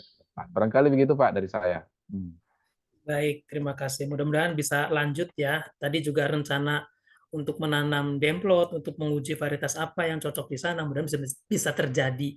Sehingga nanti ketersediaan beras utamanya ya di wilayah IKN, bisalah kita jamin ada berapa potensinya. Nah, sehingga nanti kita tidak perlu khawatir ya akan kekurangan dari beras. Nah, ini ada juga pertanyaan dari mahasiswa, mungkin saya tampilkan dulu pertanyaannya. Ini dari Salwa Hanifa. Pertanyaannya adalah, izin bertanya Bapak Ibu, dari penelitian yang sudah dilakukan oleh Pak Arman dan rekan-rekan dan juga Pak Ardani beserta rekannya, bagaimana hasil dari yang beliau dapatkan dan sudah ditetapkan akan menjadi lahan pangan yang berkelanjutan untuk wilayah IKN dan masyarakat luas dari riset-riset yang sudah dilakukan, apakah masih dalam proses pengujian secara bertahap? Nah, pertanyaan seperti itu mungkin ini terkait dengan ininya ya, keberlanjutannya. Kira-kira mau seperti apa nih untuk ketersediaan beras di IKN? Mungkin Pak Arman ataupun nanti Pak Ardani bisa memberikan masukan. Silakan Pak Arman. Baik, terima kasih Pak Warid ya. Seperti yang sudah kita sampaikan tadi bahwa kita memberi sifatnya mitigasi ya. Mitigasi itu dalam konteks bahwa IKN akan terbangun, dan dengan terbangunnya IKN itu maka salah satu faktor yang sangat vital yang perlu kita perhatikan terjadinya pertumbuhan penduduk yang tidak biasanya terjadi seperti biasa. Jadi seolah-olah pertumbuhan penduduk itu bergerak secara eksponensial. Sementara satu sisi lahan itu sangat terbatas, produktivitas juga sangat terbatas, kemudian faktor-faktor pembatas lainnya juga masih relatif banyaklah di sana. Nah, mitigasi kita adalah kalau itu terjadi maka kita IKN akan mengalami defisit pangan kurang lebih sekitar 6-7 tahun. Bahkan bisa saja lebih kalau ternyata tidak diiringi dengan perubahan-perubahan, misalnya tersedianya irigasi, perbaikan kualitas lahan, kemudian adanya bendungan untuk penyediaan air, dan seterusnya. Jadi 6 dan 7 tahun itu kita berasumsi paralel dengan berbagai macam peningkatan sumber daya dan pembangunan infrastruktur. Tapi kalau itu tidak terjadi, maka tidak menutup kemungkinan sepanjang waktu ya bisa saja melewati tahun 2033 IKN itu akan terus mengalami defisit dan bergantung dengan kebutuhan dari luar IKN sendiri. Nah, kita kan kita menginginkan bahwa dengan pembangunan IKN yang begitu besar ini, yang kita dorong itu adalah partisipasi masyarakat yang ada di IKN dan di sekitar IKN. Dalam bentuk apa? Ya dalam bentuk minimal di IKN itu sendiri, daerah-daerah yang ada di sekitar situ itu bisa berkontribusi dalam menyediakan pangan beras.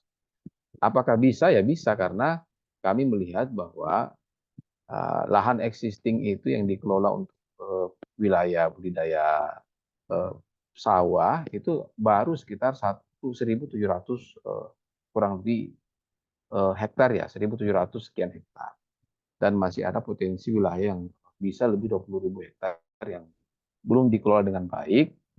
Dan kalau itu dikelola dengan baik, maka tentu saja peran IKN dan wilayah sekitar itu bisa menjadi optimal. Nah, ini yang kita perlu, tentu saja pemerintah daerah, pemerintah pusat lebih mengembangkan areal tersebut ya, mengembangkan areal tersebut dalam konteks memitigasi masalah defisit pangan yang akan terjadi ke depan. Dari pengalaman-pengalaman yang sudah dilaksanakan juga oleh Samyang Sri, semestinya dengan kerjasama dan kolaborasi ini kita berharap bisa mengatasi hal itu. Kira itu Pak. Iya, baik. Terima kasih Pak Arman. Ini waktu juga akan berakhir. Mungkin ada pertanyaan lain dari Bapak Ibu peserta?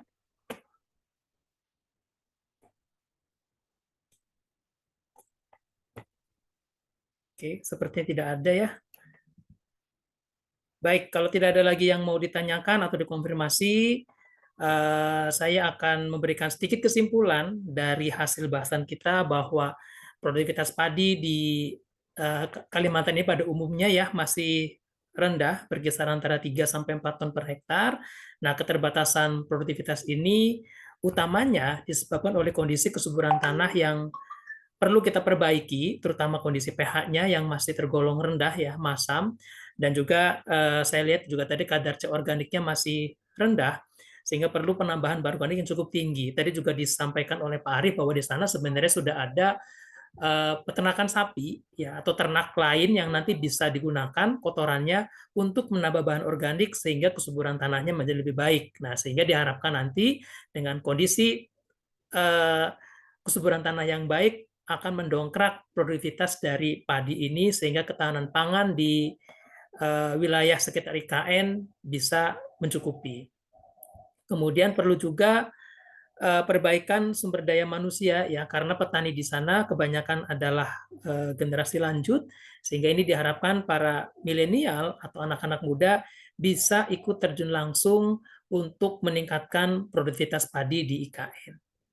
Demikian mungkin seminar hasil penelitian yang bisa kami sampaikan.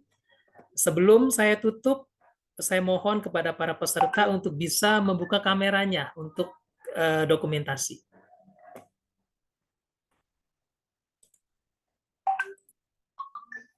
Ya.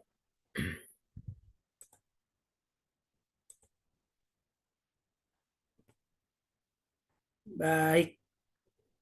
Ya, berikan senyum terbaik Bapak Ibu. Saya ambil gambarnya. Ya, 1, 2. Sebentar, baru. Bentar. Saya pindahkan dulu. Di jendela berikutnya, mohon dinyalakan kameranya. 1, 2. Ya. Mohon ditahan dulu sebentar.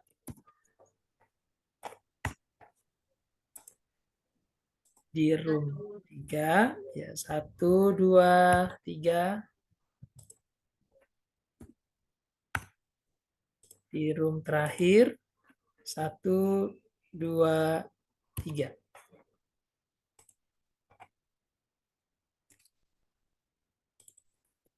Baik, demikian seminar kita pada hari ini. Terima kasih banyak kepada para narasumber yang sudah menyampaikan materi dengan baik. Terima kasih juga kepada Pak Arief selaku penanggap pada seminar pada hari ini.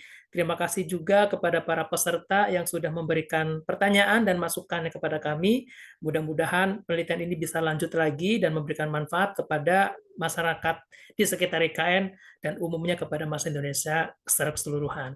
Saya selaku MC dan sekaligus moderator pada hari ini mohon maaf apabila dalam penyelenggaraan terjadi banyak kesalahan dan kekurangan. Dan saya berharap seminar hari ini memberikan manfaat kepada Bapak Ibu semua. Saya akhiri seminar kita pada hari ini. Billahi taufiq wal hidayah. Wassalamualaikum warahmatullahi wabarakatuh. Waalaikumsalam. Ya, terima kasih Pak Arif, Ya, Pak terima kasih. Daniel, Terima kasih semuanya. Pak Wakil, Pak Arif, Pak Arman. Pak Ardani, terima kasih. Sama-sama Pak. Ya, Assalamualaikum. Pak Walid, terima kasih semuanya. Pak Budi. Terima Oke. kasih. Terima kasih semuanya. Mohon Sama-sama izin Pak Budi. Terima kasih banyak Pak Budi. Sehat Pak Arif ya. Pak Burdianto sehat.